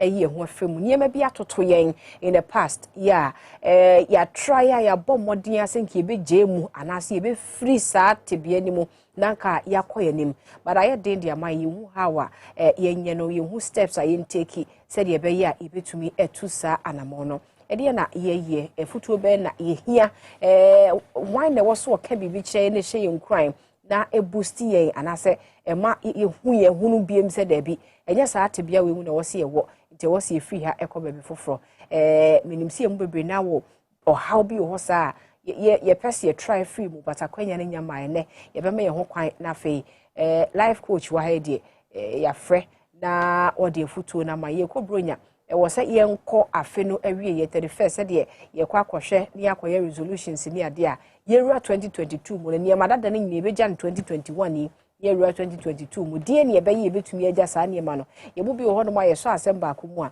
ye ntimi ntwa so da ede eni nkranhye nsɛm a ɛbɛka ya kɔma me ye gyeagya ne ma ne bi mu apɔso sɛ de ye bɛyɛ na ye kɔ 2022 mu no ye betumi ede adwen foforo a refreshed body, refreshed mind, bibia fresh na yedi eremu. Anope na Lexus opoku agimai asa be kan ho ya ye ba bedi nkomo na no otu ye fo kwan ye be fa so a ye be manage esika sem na ye di esika responsibly ye nye ne basa e ma ne hye ene obeboya ma ye hunu e kwan ye be fa so a ye be overcome the past niema ni bia etwam wo si ejama ne ko say ye ne mema bi enkita hodie ma bi enkita hodie na nkoyie awaye na niema nkoyie ye betumi agyeagya saa niema ni mu ye tumi akoye nim e wo saa kwan ne so ti minim sa won so wa adwenche bi wo question bi a Facebook de be fa ho e de amayen na ye ne na edi ho enkomo anope we adwuma edu na akwa aba me gidi se bibia aboko da bia o blanke secret ne ye de Leja, ye nkope bi mfanye ye ho. Secret ne say as say ebo modern say be live intentionally. Say na no na ye ka no. Anyone ni bi wo so je mu maneka because unni solution no. We ye den ya say abrabo no ko nanim. Nti emre bi ba wa abrabo nyama se mi sisi a betimi e ma wa ba mu bu. It's not that obi or blink and obi or shrink they be a say no ni how. It is just a simple effort that the panidia to na brabo so say okay me make sure say near e ha me bia no me je manaka e no cry insure because Bible ne sure says so to me ma what the new money be che now you free wa kuma ma e ma wo flourish and so ya me din say new money bi wo ha be tumi age bi wo ha ni je mu nya easy sa na when je mu a wo be sen akọ wani ye be ne saying na ye because I didn't even how imagine how e bia wo ni me fan say bia in a relationship how you started with nipa no na the expectations were very high but at some point na said no Charlie baby a nipa edwa kodui enye afebe wi na ye but o hwe se de mo hya ase ne pempezo amadu na wu je mu sa ama na konso a eya na ye den no how do we deal with sa ne ma we nyine betumi ato agukura so afede however way it is you be manage you betumi aseli through. The first question is odo. Okay. So wodo ansa na obedo bi no necessary wodo wa. In relationships it could be family relationship, it could be our real ebetimi aye mpratwe mu odo bi amo share. So one no ho a den pass many a times no de odo be ma obi foforo. Okay. Nti sa oti ase say okay say me do me ho a enuma bi wo ho a me mfa nya me ho a say mmere no so na say nipa ne efri wa brabo mu a say o ma ho kwan ne ekoko because as someone who lives intentionally say wo say e wo mpempen so a nipa de ba wa brabo mu e wo botai nti anya me so ma sa nipa ne ba wa brabo mu mmere bi wo ho no ma you just reflect back enuma bi esisi wa brabo mu pen omo ba wa brabo mo oni omo ko school empo wonua na se wabusuani emra so omo timi wu eja ye hoko. How do we deal with that kind of loss? Because it was just time for the person to leave. So if so betimi ama eno akọ na wontimi nkofa sa nipa kro ni mfiri owufo mo mba when someone else out tinkwem efiri wa brabo ma allow yourself. So we try 1 2 3 nipa ne ma ho ekwan a just let it be.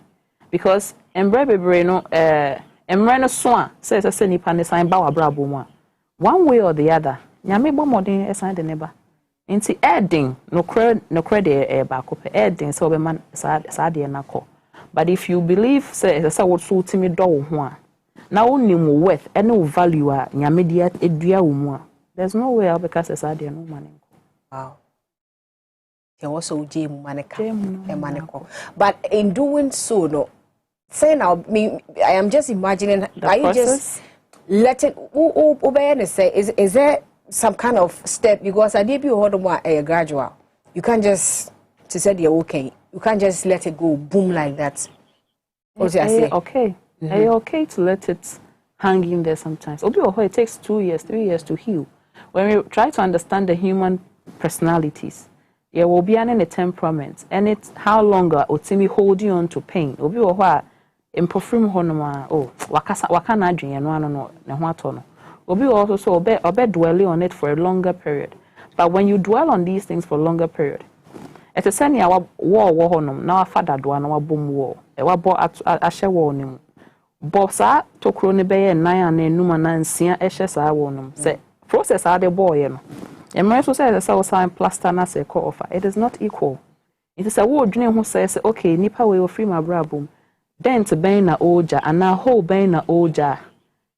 Ebema when what ya say, where then something will fill it up.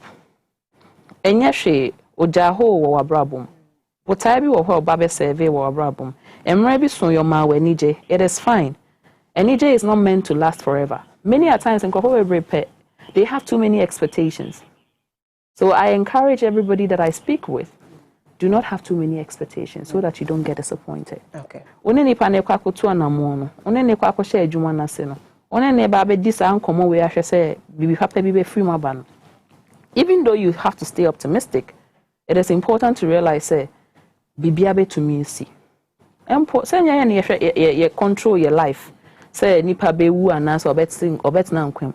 Wait me when you be just see only nipa net ha pie ya na just say na me ato nsafre no. In that situation, what would you do? So, adding, there's no two ways about it, especially about relationship and not odon sema adding. Obi how are for how many years? 5, 6 years, maybe 1 year. Look at Obi dating Obi for 8 years, 9 years. I'm worried just a year and then they are separated. Okay. Adding, yeah. But so she basis and nam so man nipa ne train who free one. Na odwene ho kwa ekira be say no cresa say nipa you adding oko. Sometimes it is an opportunity for you because osha ansha na nipa ni e wo abrabo ma enkoso bi wo ho anka untimi nya. It's adding, but you have to still reflect. Okay. Keep a mantra. You can't say keep a mantra. What are we saying? Say affirmative things to yourself. But look at how positive the person influenced your life. The negatives are there. We might want to acknowledge them, but we don't dwell too much on them. Okay. Look at how positive the person impacted your life. It is not me personally. Me ask that question all the time. I go through all forms of emotional nonsense. I call them because at the end of the day, it wasn't even relevant for you to allow yourself to go through it. But say you think mistakes. And when you make the mistakes, it is okay to acknowledge the mistakes. Appreciate that you went through that mistake, and then you can get growth coming through. Getting a good way, no, but your fans will be so started business be from Afia Shasia with so much expectation. So business will be cool for Swabaso. But also see the same way, how a Shasia genuine kaka and go ye now Nipano Nabemobu. Why friend is a down spirited.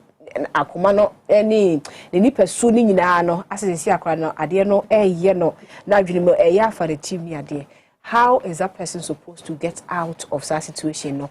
Say okay fine adwuma bia ye boka ana say e wo ho say betumi yes obu a onyi ntum say e wo so ye bibi massa problem ne ba na aba. In that situation, how should a person deal with the aba? Beautiful question. O kwa kwashe business na se no.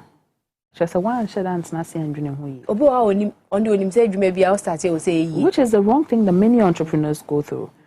They assume say me started ton ade na say it doesn't work like that. Obi o hold edi no be 5, 6 years, even 10 years. Some people had to keep trying over and over. Obi o hold try ba ko pe na farmer no. So who say also or different mission on earth and now what a different destiny. O destiny new be destiny. And so na obeto na mo bi say o kwa kwahye bibia se no. na say wadwene ho akwa akire nti say we yes a mistake ne from January when who say okay say me dwene ho say okay the likelihood say menya profit and I may lose, you know, it's there. Now see I will go through that phase of accepting say hey you're okay, everybody fails. It doesn't mean you have to be successful overnight. No, we all fail. And when you fail, the only time that you can make progress is when you acknowledge that you have failed. Okay. Because who say what I'm born home even businesses, bigger companies, at the end of the year, many occasions see a baby now why running on end of year report. They are running reviews because they want to see whether or not I'm making progress or not. Now business how long would you beat yourself? Tap yourself on the shoulder and say, you know what? I've done a very good job.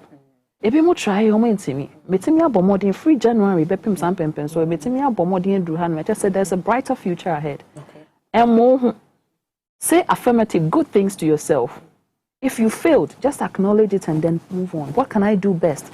And your man I'm here from January till now. Then a man me here for na man feed the right source and I saying. Then a man a basa. Look at all those avenues and then use the opportunity now at this time for reflection, no, to be able to correct it and prepare yourself for 2022. Because believe you me, 2022 is going to be beautiful. It is going to be better than you saw it this year. I'm just telling you this morning, say, you haven't failed yet until you've stopped trying. So keep trying. Tap yourself on the shoulder and tell yourself, you know what, I can make it. It's taking me 10 years. It's taking me 20 years. I will keep trying until I make that success come through. Is it just sitting down, say me to say yeah, then me cast answer me and indeed I feel say after seeing all those things, you know, ebe juma, and also say was say me for pen ne paper to.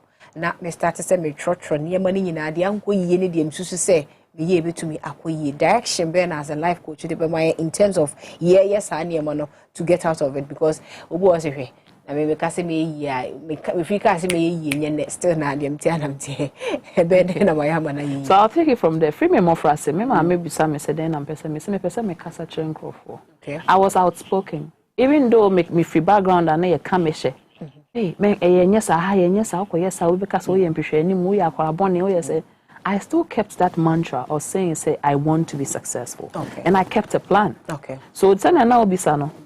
When you're going through that reflection, it is ideal to pick a diary. A diary, not a pen and paper. No. Because pen and paper are at disposal. But a diary, because you always have to come back and check, say, Adiana watch rono, what this super pepe. Then I will because from January till now, me want me mantra, me want me diary.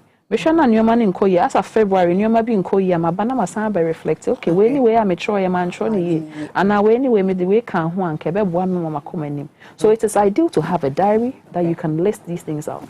It is not saying that go control say susu na be bebre na fa diary in some one year trouble but when bravo exactly we no pen here betro enye that part of it no kwa de mesro ankasa enye okay but so if it's something that say ye we are progressing. Even say, oh, you're a young person now, we'll share an opera.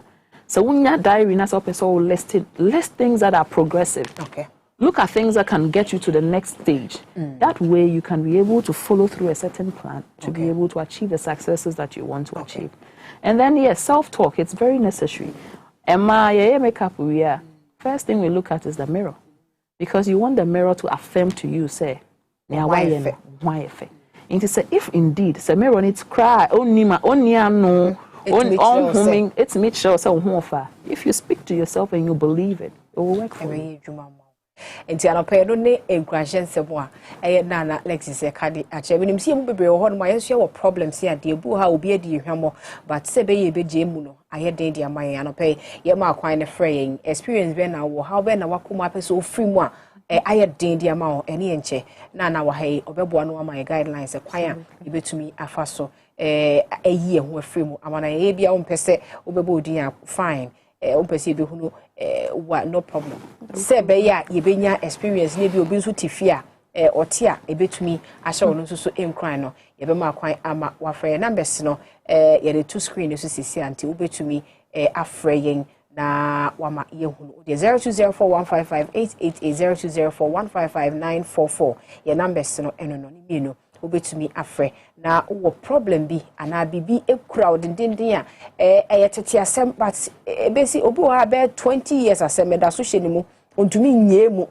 obetumi ame ache na anope ekwan wo ho se se na emma wo akwankyere ekwan ya betumi afa so afiri mu na betumi afa so agye mu a na wagye mu waka bibi about se wo so odi ka do ho kane se de be ya nipa no ebi a wo de ne call bibi bu ani nti de saa ade na bedua wakoma mu no watumi ayi afiri but obi ho otumi ka asem bi kire wo a etumi di utiri mu nya ma se be ya obeyi se nipa no ho adwene afiri utiri mu no ya na ayeden oni obi fa yonko just even normal friends but obetumi abetray wo kwa so a se wo de chese nipa no ya na aye asem bebu ye be sa abane abeto so hello good morning madam boss pasha wo di ni baby afre fra no pay Mr. Cho, your friend is Suleiman. I can do free from place. Yo, ye jidi say from planes for obia ehho ye Suleiman na pay enti o. Ya me ado obia ho ye beta ma sepa, beta ma dam tro sepa ne. Ke se kranka o dia mai. Ano pe wa is ma pa, ya me shira on to no kwande. Amen. Na pato, I say bi ka kan ka pesa ma bo ma ka kan se.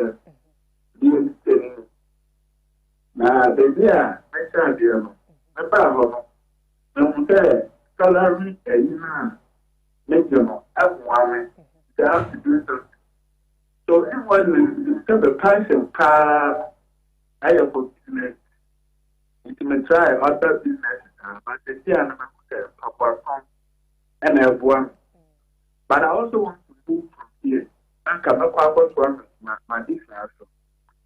See, I have one of contention. I don't know what to do. So now, when they see I started 5 years ago. After I I'm but I also have to move on to the with the station ladder. I'm a person before. And the amount is look at come. If you have a part, if you have a call, anyhow. Okay, Suleiman. Na wa ha obeboy. I ko dun ko no fe na I can pay bibia boko de. Okay.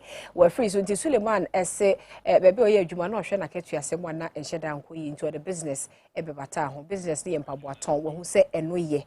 But since you person go school or consider say on two businesses because I feel na pick up and I say when you are on school. Hello, good morning. Minia, pacha wo di ni baby afre no pay. Hello. Minia, ya te won kan no pay you di ni baby afre free. Oh, because it's free I time good morning. Good morning. Sweetie no pay. Yes, because it's I time no problem. Some maximum. My idea. Yeah, that's it. I saw my son of my papa. If you ask me, I see I'm a mistake. That's a pie. If yeah, now the beans were to a front so for young Quasaman Cassie Ben. Good morning. Good morning. Minia Bibia Boko, the Asaman Cassie Boko. But you are also Yamia Daroma, Yensia Huye, and I'll pay in Tiania. Then I was a valuable away. And you are Papa. Okay, Yanko. I'm working here now, and you share by you. Now, I want to speak you are name your cry. Not only step balance, it will be a son come one. So, do that, and when in the I am go far. If you are going to history, the desires of the colors of the school, so the boy and the union in our collectors live here. But COVID never. COVID me and security kaka. Inti emra wo ka say enko to final papers no. You know no. In fact, I give them to me kra. Even I tell you even to children. But me them go for me ka sign away. If sometimes I am heavy. They shall know what you see. You will be na enyesa ebe high because we pay one we see because we know are you but we say that we pay one now we cry yeah say oh yeah free you go the way they are coming e boa yo I care that's papa any one so experience I want ya channel pay nye bibia na wo se atwene mi we bia nka atwene dendenden na ya se bia nko baraka say mama good morning Thank you. This is my problem. Na mama ne sister na na cafe. Obi person for ababo, ma wo sama wo kwal san ko ni for ababo. No ko pa. Nene be matina ye ko tinkiye. Ina wo ko da me nka. Obi bi na kata sa ni kemete. Oni bon pa ka tra de se wale. Be mani ne enya me bia me wo se sma ko. Ne mo da me da mo bo da ma be kan. Ne nya mi ayo na ababo. Ina na me tu na me tu. Hello, ma. Ababo mo a. Ayana ya kwenye dia nya mi pesa pale kwa ni fwa babo no vie kwa fwa ma sana pe ni se we na nya pa na papa me das papa de won so unkran hye ya wode aba yanko Madina Jamila, good morning.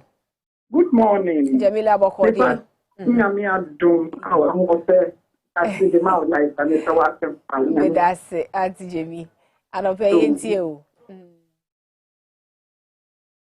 Jemi etie wa no pay you. Me ba chonye wo minister no pay. Me ndi wo wanti dia ya me adia. Ya me ya pa na sepa connect ma ko. Ma yesa edi mami. Me ba cho eno so e. Okay, yo.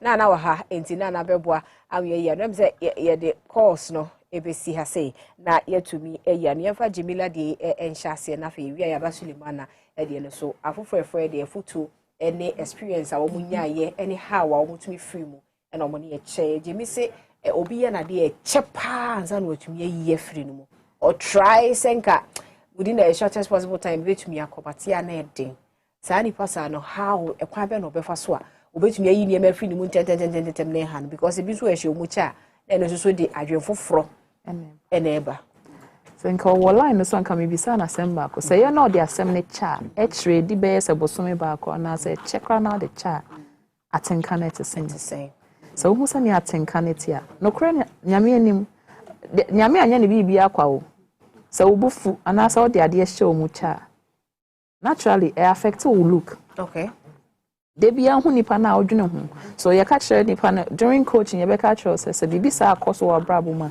twon hu free nipa no niema wo kai sa nnuoma ni nina twon hu free hu se wuntumi a create a different activity en na be boa ma wadwene free sa nnuoma so Jemi wasem ne de ade e delicate me too for say unnim obi or churches or ya counselor and also oboa sa kind of situation na ko hu nipa kro no enya sa so ye wi obetimi afrem ne yedim komo because a very necessary say nipa de nka sanya onyankopon de obone e be chewo no sanya wo hia bibi immediately wo mpa ya pese wo hu say nyankopon fa ma wo sa impofiri mu ho no ma sa na obi ye wade na so sre bone facha e so de che ena e so de she otire mu so hu say enye de bia na obi o aye obone no obeba ho abesre bone facha we ho na nka bebi say enye de bia na beba exactly into say wo hu na say wo say nipa na fomwa sometimes the most important part of letting certain things go is through dialogue. And communication is never complete when there's zero understanding. When zero understanding, wako kasa. Uni nipa na kwa kasa. Oko enebufu na ade ko. Oko wako kaka wadwen. Odi nse wakane. Na ote wase die. It's a necessary say so who say nipa na what the other end no.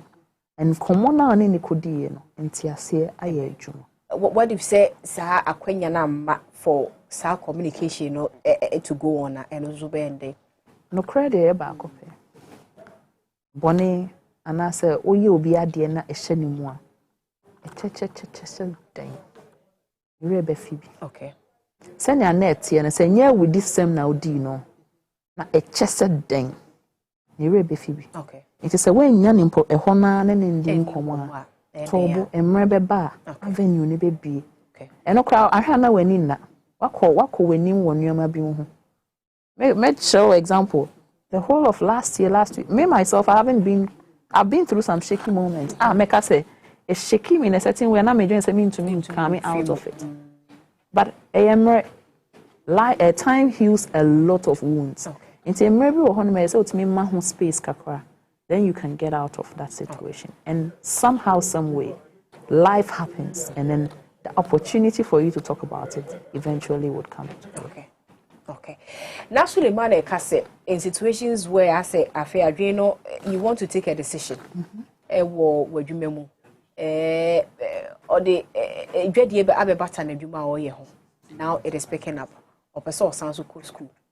Say I really mean I ain't intanta onto our business so because now eba si can so panka krakra and now so because maybe oko school near different from maybe or tieno ah o ye adwuma no enti se o ja ho akwa it means that obeba na ebi ankofo edidi na chi na onu anya in that situation no as a life coach utu ni panefo then abeka dey. What is your revenue streams? Okay, school now babeko no sesika na debeko enti se so obo I will tell Suleiman so onto ne bonon planning. So onye prepared 100% say me koi obi wo ho behwe mechia mamia. Don't try it. Okay. It is Ghana we live in. It is a business you started. Let the business gain its full grounds. Okay. My foundation and set. Let it move from one level to the next and to the next. You never know. Certificates are very good, but we look at the tangibles and intangibles. Intangibles are the certificates because immediately will not give you revenue. But within, let's say, 10, 15 years, maybe back up now, bit media year. A bit me be a wide dream, so school now, yan for 4. Meaning, I say, I'm not like I say, Abrabo may say, yan for 4. Okay. And now, for yes, our money on cotton, how bon come okay. More places. And so sometimes, school, I'll yan for 4. More places, I said, we be sure wide dreams, bit me new with the home come. But I saw to me show cash streams so.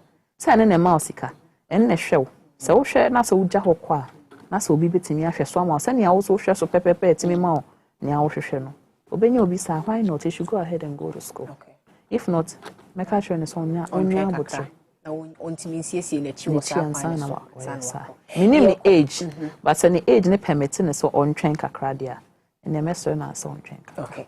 Ye de nyina esi finally o camera ni the other beba Ghana for enyina both young and old any obi a wo hwe ya no pay especially obi a watoba ha especially obi a nakoma ebubo obi a bronyen onya ke bi kura obesen ne ho because said the name mo ye na eden e be gini bronya tade e be gini we friend we ye ni say we ye ni stage say odo aka sa ote na adwen no aye hye who said the onya no ye ne ye ka de ahye wo mo kran no pay ne e be ka tro one say she ni honum it's not abrabomu forever. Whatever you're going through now, obia go through it was succeeding. Into what the no entre so. And as a wunya obi an ni bedi ho nkomo ana so wunya obi abetimi aka kire na ommo wachima ana onka ensem morning nche say say wa anya ade wa mo ho modin a me wo ho frame me metimi ni wedding nkomo. E mo abemu mu hwe ni honum a there's success at the end of the tunnel. Something beautiful will turn up eventually, no matter how air course or abrabum. So who can say no quack or send one? For you know, the next minute now success is in. Would you want your success to meet your course? And our person when you on can corner a bit share wufuno na. So one penny sad the enemy sure one gasa. But more than a show who then who say on your meadow, send your yes to your door. And I said, what's nasty? I'll be because of a paper. Number no 0246325758 0246325758 obetimi afre and also be send a message o send a message on WhatsApp and may respond they say check rana manning how because we be a person na make asa may get it back to you eventually. Okay. Almost what person do achieve social media on Facebook Nana Alexis and also be share the conversationalist NL for Nana Alexis Facebook, Instagram, Twitter, LinkedIn. And I'll be typing Nana Alexis Opokwajiman. On Google will give you all my details. Okay. And now also become my website at www.nanalexis.com. All the conversations, all the advice, you find it up there. Nana no pay that. Say so about be saying crying. When you see we know I know someone yati atoya koma so. Na yenso ye de ho foto be ma fro. A wo mo so wo situations a ye to me free mu.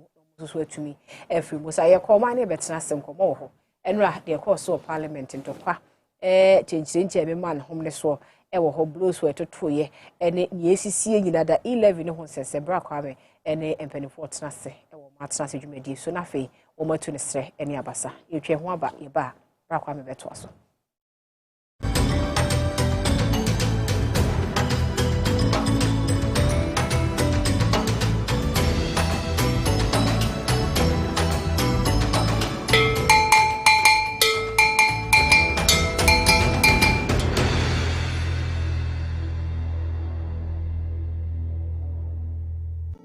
advertisement has been vetted and approved by the FDA. Hey, good papa. Ganabam, if your what apostle, your waist, all your body, you make bazaar. Thank you so much. Thank you. Me ba cho mami Ganabam on me. Kese ni ni no keto ana mi ansa.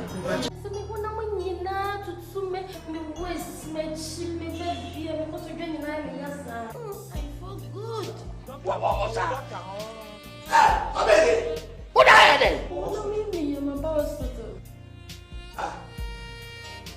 Ganabam! To wait here from doctor no. Where you there? Oh my side there. 70 cedi. This a tobacco. Ganabam! Yen to embe to her. First a tobacco nti. Efan chu obi 20 cedis. Hey. Me doctor. Nemo se we Ganabam come. Sound two.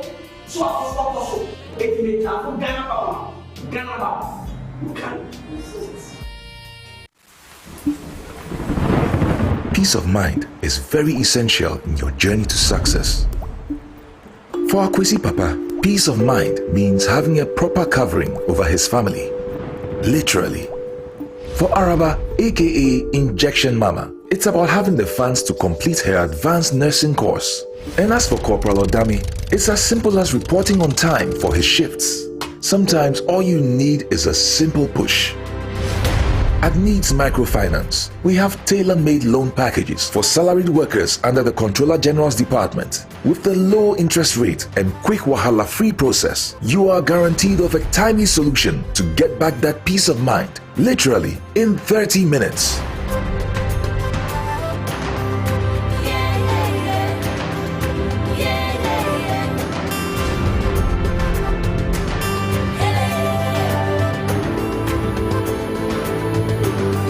Needs Microfinance. Growing with you.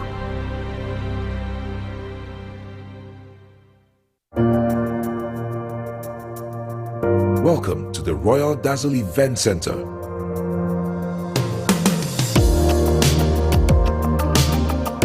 With a lush and well-maintained lawn and garden, you are assured of the best serene and comfortable atmosphere to organize all your family and social events. Live the royal moments here with friends and family.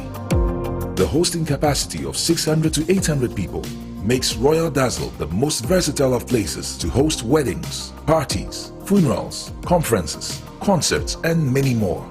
Create your memories with us.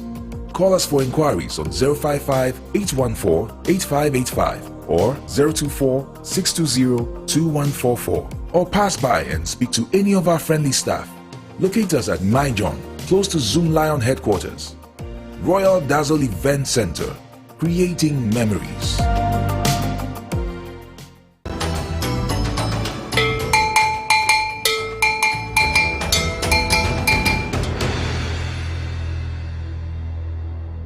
Ebusia for ya samba ugusa ohwe Tonton Sansan dwuadie ewo TV XYZ. Big Mike baby awo bia memwache. If you had a Big Mike baba to Christmas Carol.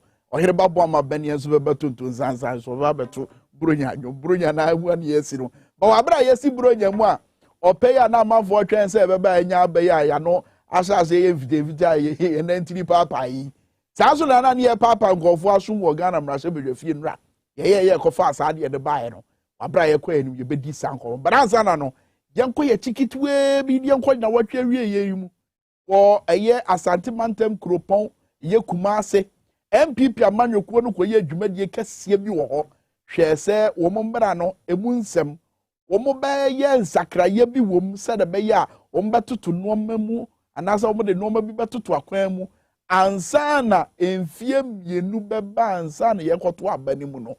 Omo etimi ayi franketuni amena di MPP amanyokuo nanim azare yakoto aba we na ye gina ya na omasi we na ye omadwe mpo wa bra omokọ eye annual delegates conference ni mu ewo Asante Mantem Kropon wa ohunu de si ye se NPP franka ene womo noma hyehyɛ na wo kroma hodo wo ma no motonto MPP no makura na ebi su akire ensentwefo se de noma mu asi aye den no kura mpo no wo dwumadie nase no na ye den sa amanfo eba beto mo noma na wo simpie so no ye te se mpanimfo dodo na beka nsɛm ahodo titiriw osai chairmansa bonzo a wono ne di dom kese anim e wo mraso bedwafie na asemba ko obekan ne se MPP amanyekuo no wo mo ko omanim e wo mabato mu nsem no ehu behia se members of parliament a omoto wo so aba na anu ya omadi nkunim no a omoko omanim no eni wo kwan se obi anaso ombeyi nkofo bi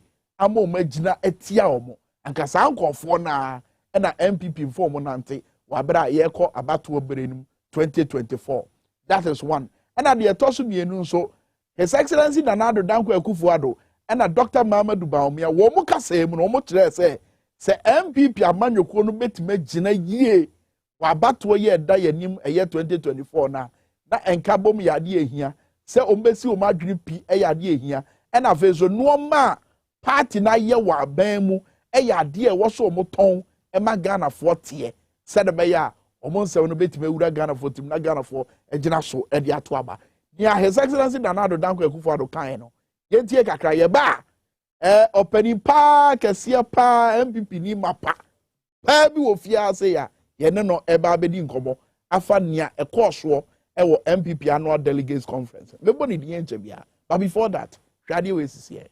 Ghana for ya mobododo ya mobododo ya mobododo yeti sikaso so e come there yeti sikaso e so come there the minister ya for Nyakopo oma me kwanya membra me baba sister sa people are going through, largely inspired by the economic slowdown that came from the COVID. But we're not throwing our hands in despair. We're determined to come out of the situation. We have a program, the Ghana Cares About Tapa program. We follow that program. We will be coming out of our present situation and bring greater prosperity, stronger economy, and progress to our country. That is what is on the table for us in Ghana.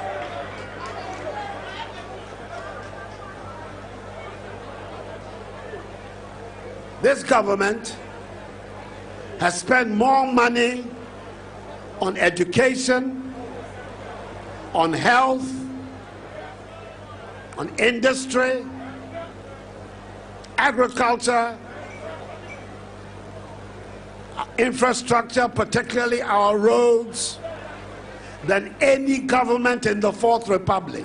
Let me repeat it. We have spent more money on improving the circumstances of our people in education, in health, in industry, in agriculture, in the digital economy than any government of the Fourth Republic. And I'm very proud that we've led the government that has brought this level of achievement to our country.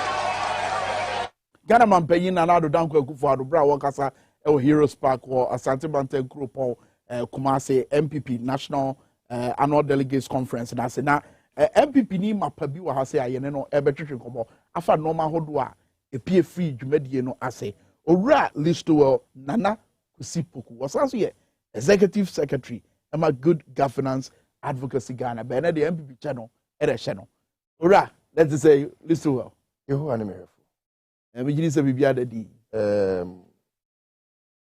yeah said anye papa but mafuti asibia said anye ya enye papa yi His Excellency Nanado Danko Akufo-Addo wo kasa che eye MPP achita afọ wo kuma se ojitu o kasa eye COVID na amana basa amen che tiefo ne ahwefo ojo so se wontimi onu yama na de show kachiri samu no ma be sa oh sa memu no it's management of resources.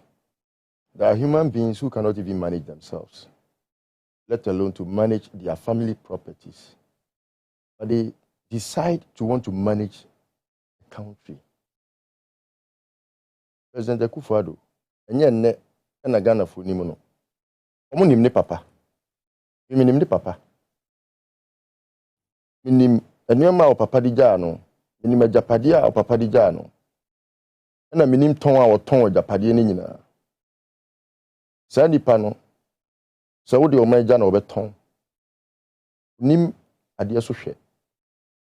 Enuntina party MPP, Sobe Kaya, prior to 2016, it was almost collapsed. MPP? Yes. Because when you be a dear jano. Nyabatu Munsemiana, and then Chichemubai. There be. Obia Wanadrin, Ukojina Boxma, say a secret ballot. So me chair margin say me for party A or party B, and just say me nyaganani. Sansuna say ye for Kromumba. So be so pekufuado, me say me palancha matin, me say me pe Isaac say, me say me pa Denimu, me say me pe Kofi Kwendra preku. Osafuma fumpa President Kufuor Pamono no we chitafo. Onu bukra Macmillan from four sebi obi anim no. No we chitafo. Enu nti no se wo man mu a, e wo se hu se wa dwen nyi obi adwen. Mususu ye nyi obi susu ye, utirimu po nyi obi tirimu po. Enu nti na ye free bibi diversity in unity. You can be diversified in terms of your thinking, but you are united beyond that diversity. Because you believe, say, sebi prayers, and you have a common goal to achieve as a people. And from 2007, yeah, Alan Chematin Kufuor na na bosso. Alan Chematin ni di Kufuor echi. Even though Kufuor were 50, more than 50%, no. Alan Chematin share also there be. Ipe free echichi ni menche na ma be sia wulegon ha. Nya hwe mami nya na menua panin ko. Unua panin ne ji ne so okay dachi bi se me so meni ho a se ne menua ade fefe de yi na ho. Na fe no 2008 yakoto aba. Nyoma hodwa President Kufuor di gu kwan mu nyina no the hantai ni dwe kasa tantantan yan tu ya bo ase an cheche yensem ye lusu ye 2012 the same thing was repeated. Now Albert Einstein once said or say doing one thing over and over again and expecting a different results is insanity. Dambo. A dambo. And at 2016 Kufuor do see form. He started talking about say Ghana for den yen so ne hwe. And that's how yen so ne hwe no I describe it as in social. Yeah, abeyen social beda yen nyina yeso as a people. Yeah, we have just entangled ourselves with things that are so hurting in society. Jene so share party MPP.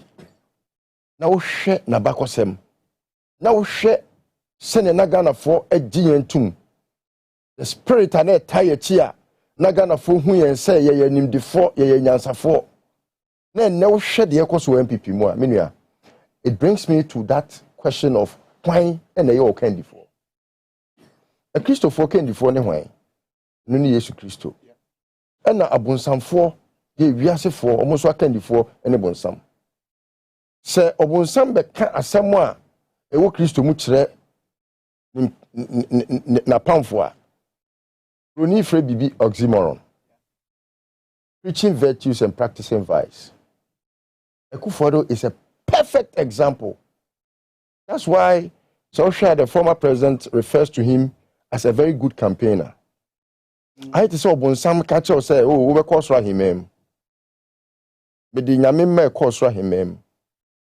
It's a clear contradiction. It's your back in your own parts say a tron be the say what ye seek not to do Ghana Sigana do na ya kwan what ye would suku yomu a ye addition wonsam ya hun ye wonsam and as asubiti wonsam kwa your wonsam Ghana Sika what ye would them and no bo akonta no o pa say na atrocem. President Kufuor a way of describing politics.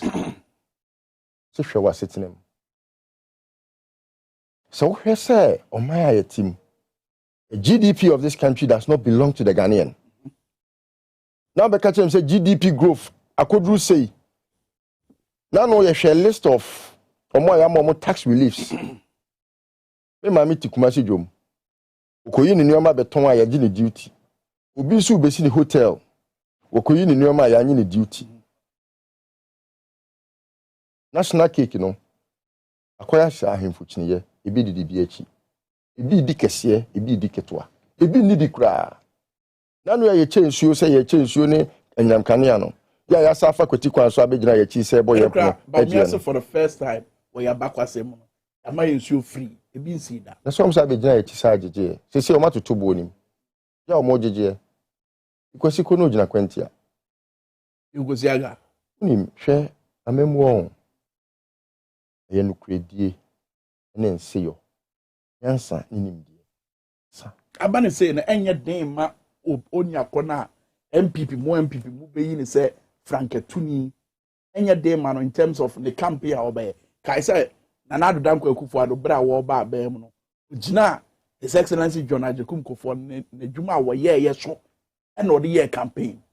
Say na wo ka dia ene say e kwan no mu be trauma whoever becomes a flag bearer. Yeah, my main concern chow. MPP. Ye campaign tia o mampani Rollins pa. Campaign no ye tia Rollins no. Emu bie ni ho Akufo-Addo ba ye onye worse than the na Rollins here. You can say Rollins gun kofo nyuma. Eba. Akufo-Addo agun nyuma chen Rollins. Akufo-Addo asen kofo nyuma a chen Rollins. Ade ba ko e ka che Rollins no say oye nipa oye to training. Akufo-Addo wa ku nipa ji tumi. Nipa makoma nwotwe. Ku nipa aji tumi. MP aji tumi. Wabra ye ku nipa. Just so that omo maka be dwane odi aji tumi. Bepem ne presiding your friend saying officer no. Untimi mfa krata e kire say sa nipa na dinkunim emaye. Number of votes ko nya ekura bepem na yenim. Techiman South now. Techiman South enso ye MP. Atakwa kohwe bekuduka. At the fifth count no we lose. Enso ye di tuo aji tumi. The soldier aji tumi. Then a Rollins here ya Akufo-Addo nya west. It to my question. A bear diama. A bear den. Onya ko bear flag bearer. Fa Yesu Kristo back robe lusu. Hey, yes. The only thing is to go back to your position, reflect on the wrongs, apologize to the people of this country. Okay. Reflect that person now, because any MPP ni Ghana phone him yabakosem. Ghana phone him o mampani Kufuor papa. NDC for crampa sabra na o mampani Kufuor ye mampani no mo bonechi no. Enne nipa pi kansem pafa o mampani Kufuor ho. NDC for ya o mukra ne bebre ni na anya adwene da na memu apenso. Enne o mukra no eka president Kufuor ho abakosem a wa hwe abeka se enye papa na mo bonechi.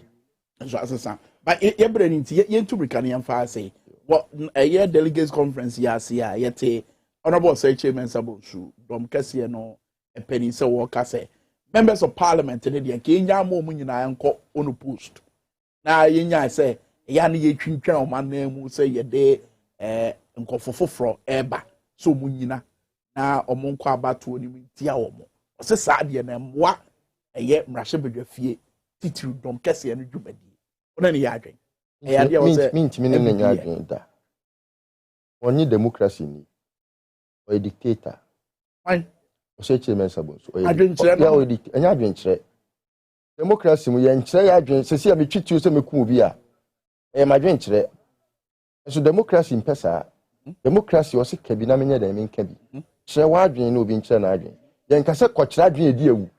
It's undemocratic. Anything that is undemocratic, no. Any kwansa wo kire. Wa kire. And kwan da so da. Democracy allows say. Yes, kire wa dwinti. Wo se ma sorry ma kwhye me ho akonfo. Wo kwhye ho akonfo na police kire wa ba yoden. Say wo kire wa dwin. Na we bedwam no wa be kan say. Enye bedwam asem. Adwen kire no enti kire. It does not matter. So be kire wa dwin wo dem na be kukuam na se bedwam. Adwen kire a enye democracy no ye nkire. Ono we dem tina ma obe mrahye bedwani. Anto de swaba obi anfi won obae that time kro no kra oseche mensa no NDC ni Dr. Nane me papa Dr. Nane de ne ba MPP mu oni sisi ada abranda pa ni kokofu mu nyina omu nyina NDC for that time rolling si din se hunu no mo ta na chi anu nti na democracy no omo ntiase democracy ni say nipa na wo so wo MP na otim na se bedwam na wo pese o ka che se or experience bi no obi so person experience ni bi ba ko for na ekum so no no de anka ya boa ka enti no sabi uti wiase a ho e wo se de bia udwe hu se enye nkwa na ye nipa enti na wo se chairman sana ye say wo ye repository no hwe ngwase odi gu yen e wo mra se bedwam repository democracy mu hwe de ye koso wo mra se bedwam enti kyerebe se MP Ben wo tim na se bedwam a ninim de so chen ye ye ti abonten ha enu ti yasoma na wo call ya wo ko kire se Ghana for yes 11 ye mpekrampa wo se ye de be show kon but experience ya de account wo mra se bedwa fie wunyini se o se chairman sa bonso asem a wo kan experience asem en wo gina so e de aka na asem se obi wo ho obi obeka se experience hia wo mra se bedwa institutional memory enya de papa na saba ko kura ni obi ti abonten a wa be che o se chairman sa onya o level no de te ho e level no de te ho obi tifie wa bin ni made yelo ye ni a wa bin a okotra na se bedwam ho a the first day in parliament no nyansa obe expose no o say chairman say ni mukota enya how long na den ke your friends say omo ko school your professors yi omo students correct me be invent bibi wo society no omo te ho ene ye ti ha ye ka say omo de Facebook ba professor bi na chiro ma de o Professor Naden wanye Facebook, Aden wanye WhatsApp. Nimdie, hwe, memo of akwesi adimati ho. Ene ye de club ya yirifi asante kotoko na nambum dia mamu so. Wakudu ya de ne bedi asante he. Wanyina na ewiase, yesi wanyina anase wunu mafutu akonwurem kotu akokohwedefo. Very well. You see, experience na omo no. You can assembly experience repository. Listen, you see, it's not the all in all. Obi tifia wa ben yeti studio hai obi betene studio ha obe wow enso obi tifia o say o list work asapa obi tifia se kwabra o kwa me de onim the way o see host show no mo bi metena wa konya mu hwe nti ewiase adwenkyere say yeti wiase obi epese o kosom ne manfo e wo constituency bi mu ya o manfo no pe no wo say omo wo mra se bedwani a o te hada denti no ye mpe no na famina makoko e wampam no woko nye no akwa wini seat no se nye ono a se ko woni wu a enko de famina kra be example very well oni ani wu okay ye brand into last one ye hwe normally bia mo pesa mo sacre mo constitution mo ye mo mra na mo de ye mo no ma no ye di kan se ye to aba na mo elected flag bearer 2 clear years ahead of aye abato mre mo no and afen so national coordinator and some no say ye biem na ye dia ba se ono no so boa be na be boa I mean can central obi a obeka MPP constitution bia se sa proposal say ye to aba amobi ene ya ebetima to aba it won't breach the constitution.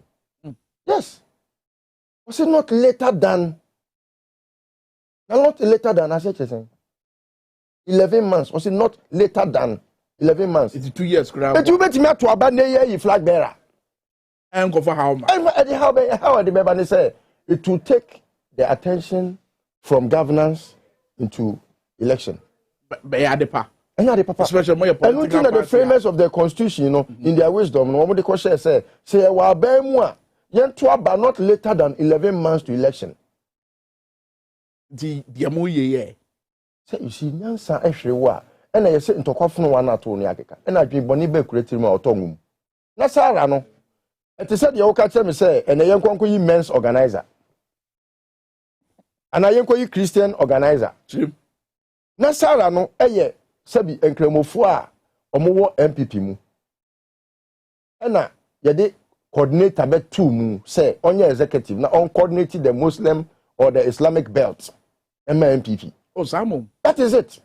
Na sara ene ono no wo se wo kwa koye na mana ko police station because Bawumia a Muslim a 2% police station bi anya one that is Bawumia answer the be election kwa no or one vote in every police station.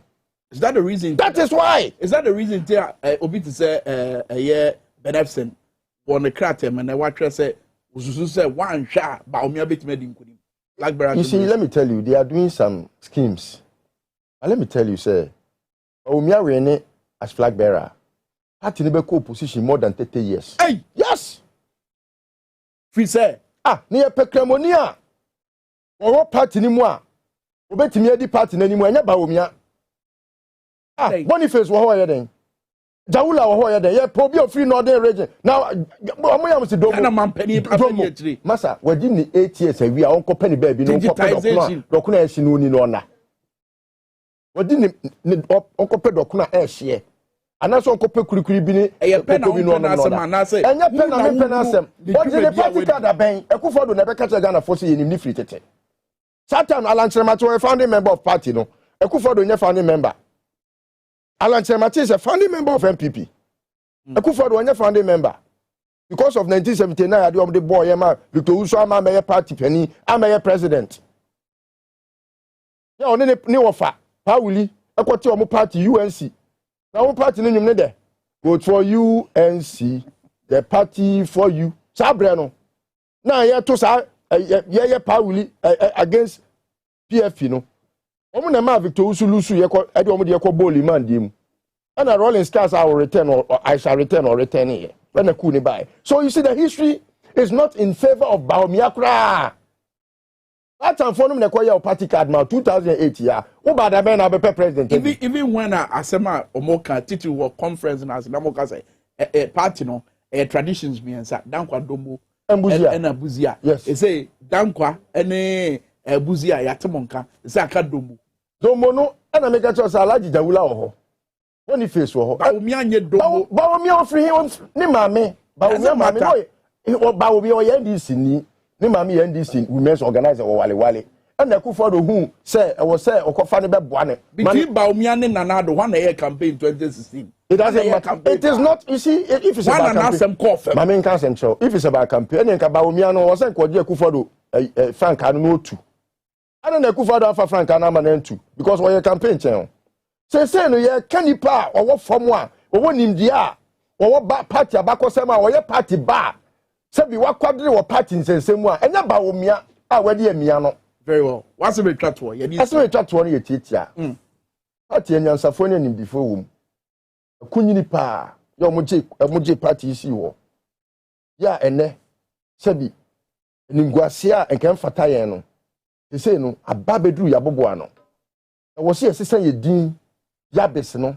yenya di papa say Ghana ni ubo MPP pe senya yenum kakire ya sori gina o say enye yesu ni enye ye ban ni a obia dwen ne say okokasa Ekufodo bebo no MPs wo so mo tena ho dwen ma yen as members of parliament no omo nwe ma yen enne yesi ye di bibi di e-levy ba ya constituency omo to aba ma wo no ye di ade be so ma mo ko mabu wa bro mo wa hu ye hiam MP no esan se Ekufodo so opinti no oni ano so obeka se ompe enye se ne ye party no ye party ne democratic institutional obi anim se party ya ye friend domofo ye MPP ene ye di anim onyam aton ama NDC for krapo anim onyam chen ene NDC for na ekuma Ghana for MPP for ejina Ghana for echi na omode aba esan very well it yesre nimdie ni nyansa o mampani da na di wo party ni mo no mampani kofo na penso me se ne ubu se obia wo Ghana ha se wo pe amampani fo o ma ba twam a o mo penso na yedie ani mpuntuo ekoso a untimi nka na onye o mampani kofo mfiri me mo mi enkin kan ya chi na mpani fo se yento ana ne enka bebia ye firi baaye na ni guase ya na ekoso a enne Ghana fo kra ni gidie we mu o kan MPP ase kro no o kan MPP corruption o kan MPP atutrasem eni ye book mu Umeyen fa full stop ensi ha. Ye ko tena fie. Enwindwe ye ho. Ye hu apima. Etimi de tusan everybody ye hu ebedru. Let's go. Edru ho a me gidi se nkunimu a sebio ese fata ye no ebe ye dia ama Ghana fo nyina enya so mfa so. Mate, medo ase ene wo bra onyamba ya no pay. Listen na kusipoku na wo teninka e wo Tonton Sansan dwuadie so. O ma na nya atena ase ano no so di kaka cho se enkomo ya temienu de di kan no ne de abesene kono na de toso mienu no de ye ko UK na Ireland na ekwa akodi sa ankomo no ye kwa akohwe se de o my Ghana ye tebia esitie na chichi a ye de behye a ye de behwe sa de no eye UK na Ireland fo chichi ye nti America sa no ye ba so sisie ye na ne ho mra ye ba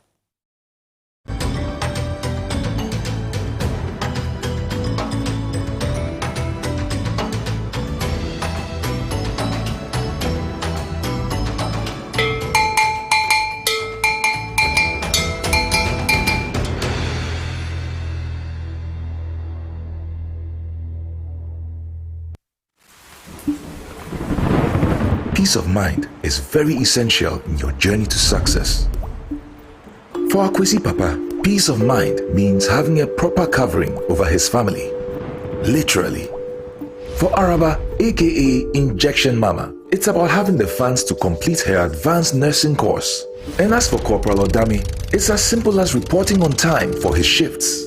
Sometimes all you need is a simple push. At Needs Microfinance, we have tailor-made loan packages for salaried workers under the Controller General's Department. With the low interest rate and quick wahala-free process, you are guaranteed of a timely solution to get back that peace of mind, literally in 30 minutes.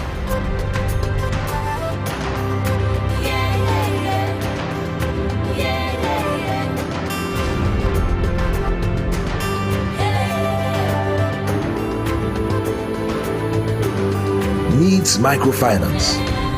Growing with you.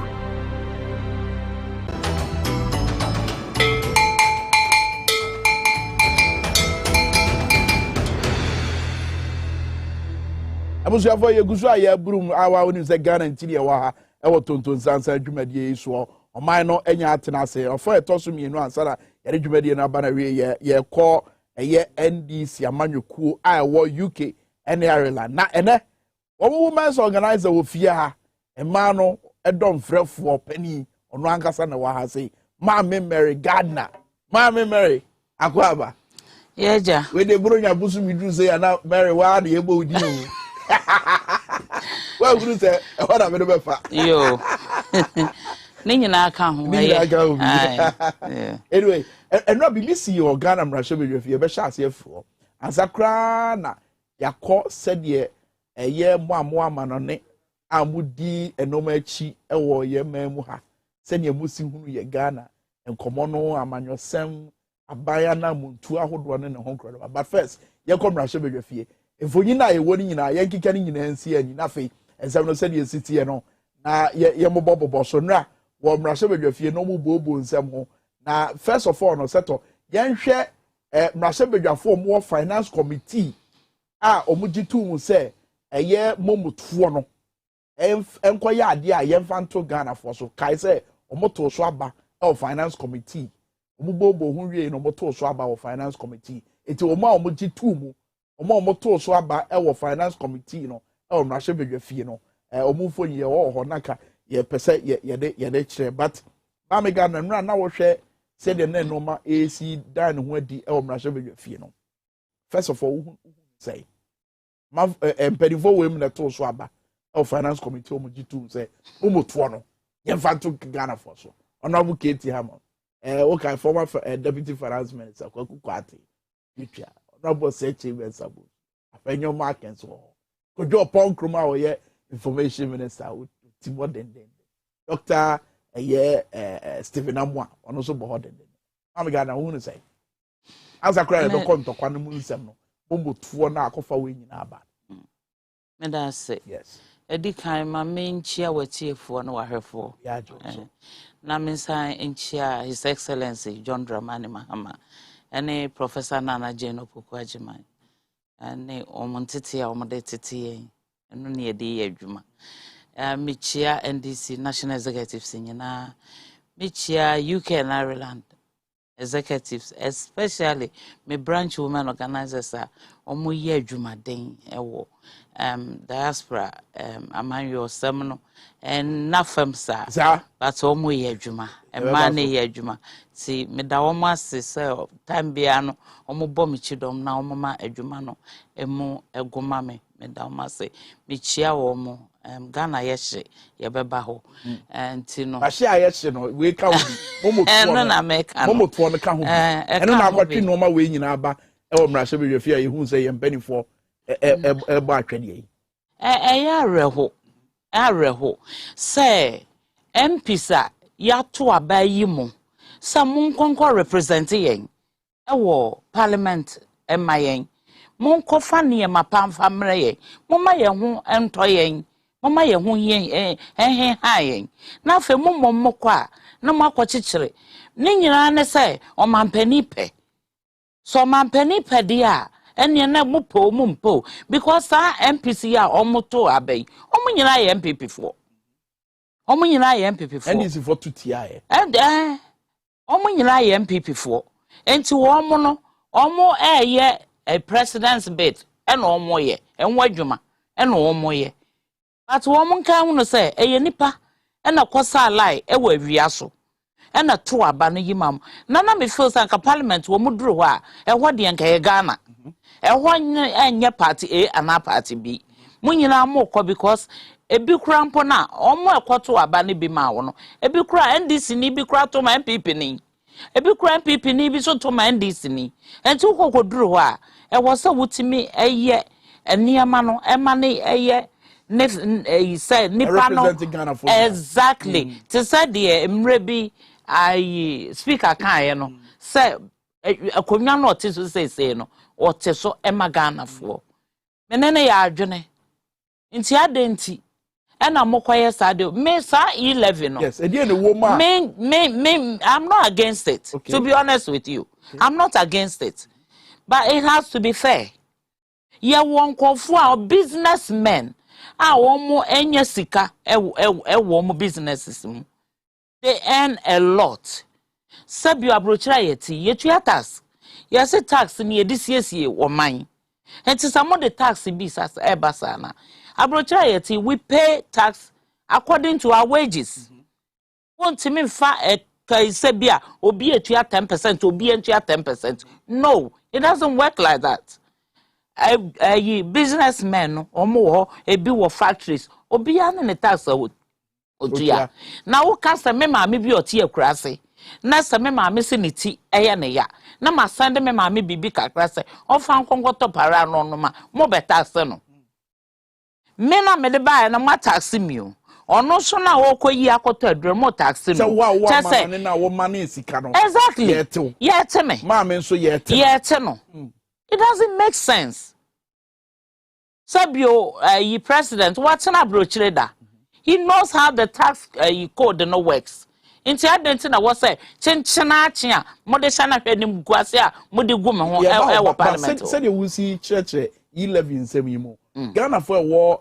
UK ni Ireland sa no mo nso enti ase wo asem no esiti ana woni bebre kasa whether MPP or NDC woni mo kasa sa no mo hu na me nua be ma said ye ti abroche enim sa abroche de na wo ho ye kurai ye wo mineral resources bebre abroche bi ni ho sa enase omuno tax e na omode enhe ukodwon so abetua wo park wo car wo betua wo ye the least offense a wo betua chese bibia eno na omode siesie wo mokro no ena na me di kan cancel exactly de bia mo na ma mo na mo se Ghana beyond aid ena de Ghana na nya nko beyond aid do ena mo na mo ye lala so lala emrofu ya mo san de mo mineral resource mo de cha wo mo no mo de ma wo mo na mo tete we so na fu mo wi a mo san you know what san kofo we no o mo tiri mo ye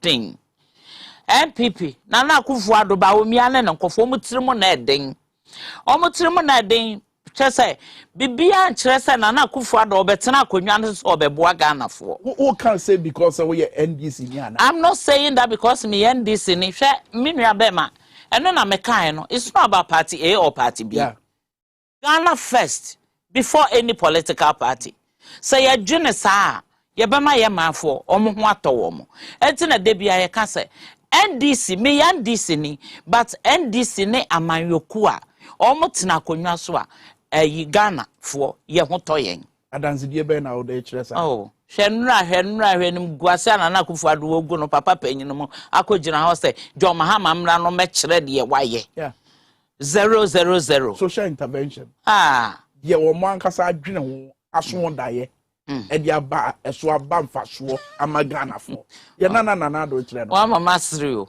wa mama sre pa hwe mre bi abesen ko one day your first fertilizer not for sale e de bra ye papa no ye maame no makuafo one de bra wo mo ni o mo ba ben mo no mbe paper not for no mo ja sale no e no mo ton de ma wo mo ana mo ka se yenim ye ti abroche yenim de ko so ye follow papa wo mo ye tricksters men na me ka kiro wo mo feel so wo mo nim they know it all but they don't They don't almost fairly Ghana for big time.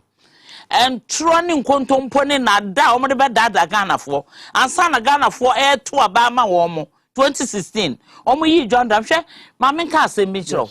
Sanka 2016 no. Omo anweni abana ohun. Akanya sem papa. Adai. Oh, Nyankopon wonim de ye no ye ma ne ma. Ye nipa ntini ye ntiase na ye. But a tracer near money see custom. Omo betena so am see ye no na asovu dum so na asovu dum so. E di na he na dum so san bae. John Dramani Mahamana to omo beka say yanka. Say John Dramani abasa ko fa dum so abebi. Esi bi no mo ye wo. E di esi papa. Mo nya dia ya mo ye no mo san trafo. Mo ka ho bi. Mo ka ho bi. Adenti na wo ka de omo ka because wonim say nya no kre. Enya no kre. Adentra. Entrone nada. Nyina so ne den. Oh, bebre. Mama bebre. Bebre. Mama bebre. E kontompo bi ne ne make ha omo baaye. Mo se John Mahama akosi da wo Dubai. John Mahama DK hwan ye omo ye wo sunya ne wei. Mo de hye ewi ase ye na abeda ho yi. Sa abeda ho. Gana fo ahunu. Ya alata fo be se. Enframa na bo. E ma akokọ ne ba bi abue ama ye nyina ye hunu ana meboa enti ntro papa na meka na ye ya but ni nyina na edede no. Okay, back to 11 sensemi ene nia ekoso mrahye bedwafie wakoye pani wo NDC amanyukuma wo amanone a wahunu sade yesi ye noma meka sa memmu hu noma wo amanone a da ne da nya akoye nsani amafo hweso ede ye omoman yie no ede afutuo pa na de bema oman yi mu mpanimfo mo mrahye bedwafie wo kwan a ombetima fa so se de be ya ye beto ye na Ghana pede no etima dan ne ho adi na medika me ka kiro no se abrochira ye we ye nyina ye adwuma etua tax according to sika ye wo tax code ye wo obi a woji minimum wage aban atwa eboa to wo se sa minimum wage ene ye de ma domestic assistance caterers what not omo wo tax omo tua a percentage small percentage ye wi a yakọ omo wo businesses ye wo omo ye aban adwuma omo wo a certain way say positions bi ye wo bia ne ene eboa ye twama no nti adenti no na ye Ghana ye ntimi nya saade ne bi so mo de manantia ye ntimi nya sa because mo abrochire mo nyina mo ba ho mo be ye adwuma mo ba ho be ye cleaning I work street mu ye homo mo ba be ye adwuma sika na mo sesa de ba nyina no ni nyina chi na nso wo mo no omo sa ba o be ye cleaning ni free wo mo sa omo ne ye be pre ameka say omo ncheche mu ne say yi levy to yi say no so ka to ahodo yi a ye betima agina so ama eno na me kire se wo se yi levy mu no obenam so ama etimi abie nnwuma dodo na ama mabu no yi levy kuro ya so beboa ami anya fertilizer de ama ekuafo yi levy kuro ya betima aboa ami etima de ya kwan bebre wo Ghana ha edwa bebe fra no pa 5 years in government edi asem na wo ka kire mi 5 years in government afa na wo ba beji e levy edi abuabu enwuma ma mabu no a wa ka kire o mo so o mo ankohwe o mo adwuma nye o mo anko set up o mo businesses no mo fa nya adwuma fa nhwe wo mo hwehwe krono a wo kuremu krono na wo nam krom ha na wo suro because ememu ane mrantie ne nya adwuma nye bebre na wie school hwe enura me huade bi ewo ekwan so ho baby enkra ha me wre hoye abrantie a ye twa ne nan na ohoke ewo traffic mu why can't they put something in place for the disabled? Why? Say sika modi get fund sika modi akobo bosia wan sika na modi akobo bosia your friend is saying good mo pa hwe kwa mo fa so a o sneaky e Japan no into the way budget anka modi be wi Ghana fo me fra minority because we have hung parliament Obi anya minority no obi anya majority. They are not minority group and there is no majority group in the parliament. But to me, no, I can't see. I don't see it that way. Cry. 137. And me am crummy for me or say one baby business. One business. And ya no so an baby business and Abang any speaker. And your business and I been no. Omonya one or can't. San Homenya 138, yeah, 137. And I'm a boy. Business in Ebi, and so I'm back when you bro number.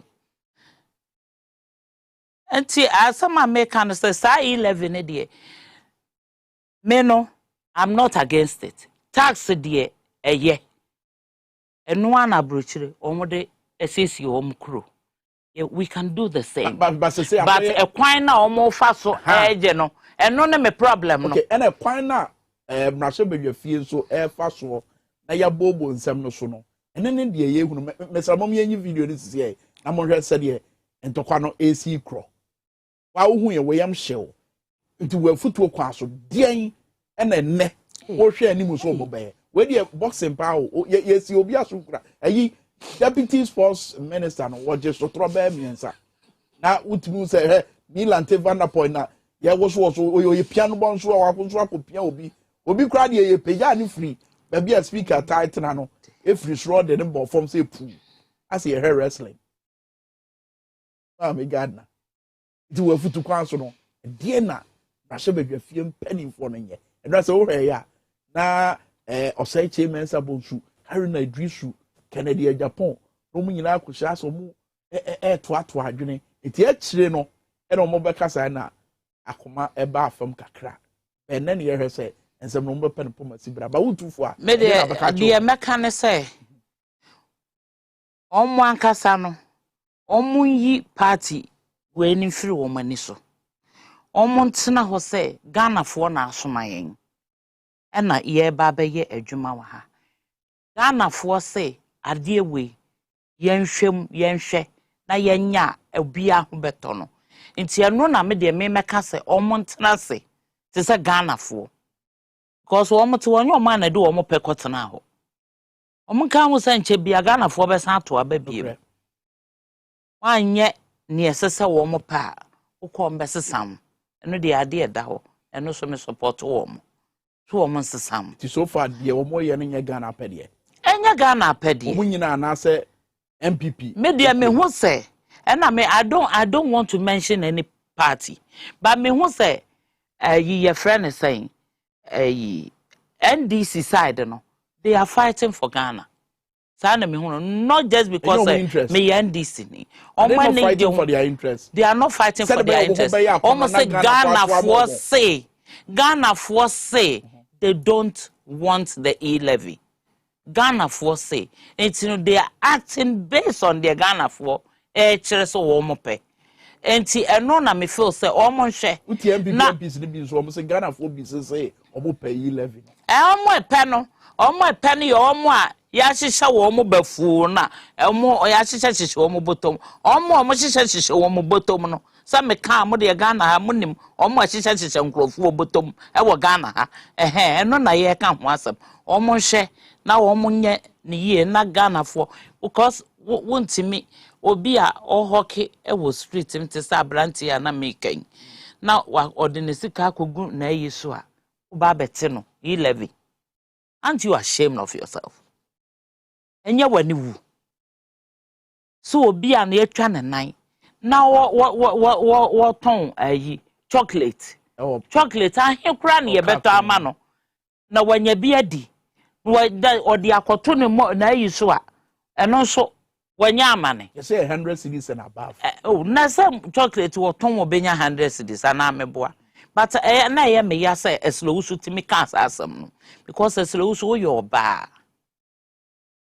oba Ghana haya yeti ohun se ahokyere bapa emma ne nkwala ye na kan ye papa timi akase wi ase nyina emma ne nkwala ye na ye bre empire bokra mema ye na ye boma won because wo muntimi ntenase mompai yani ye sori a yakodwoma kodidwa yani ye no aduane yani ye to samena yani ye si ye mane ma enti abatan ene nkwala omno mo brepa afine ba na wie ye bronya nso nam kwan so eba bi se bronya nkra de ye ntu cheda ena afi so afefo fro nso nam kwan so eba die na wo ka che Ghana for ye wabra ye de dwumadi ni si die me wo ka che Ghana for ane se mo amohu papa na mo feel say oba besesa ne mama mo no apparently no na oba for no any interest enti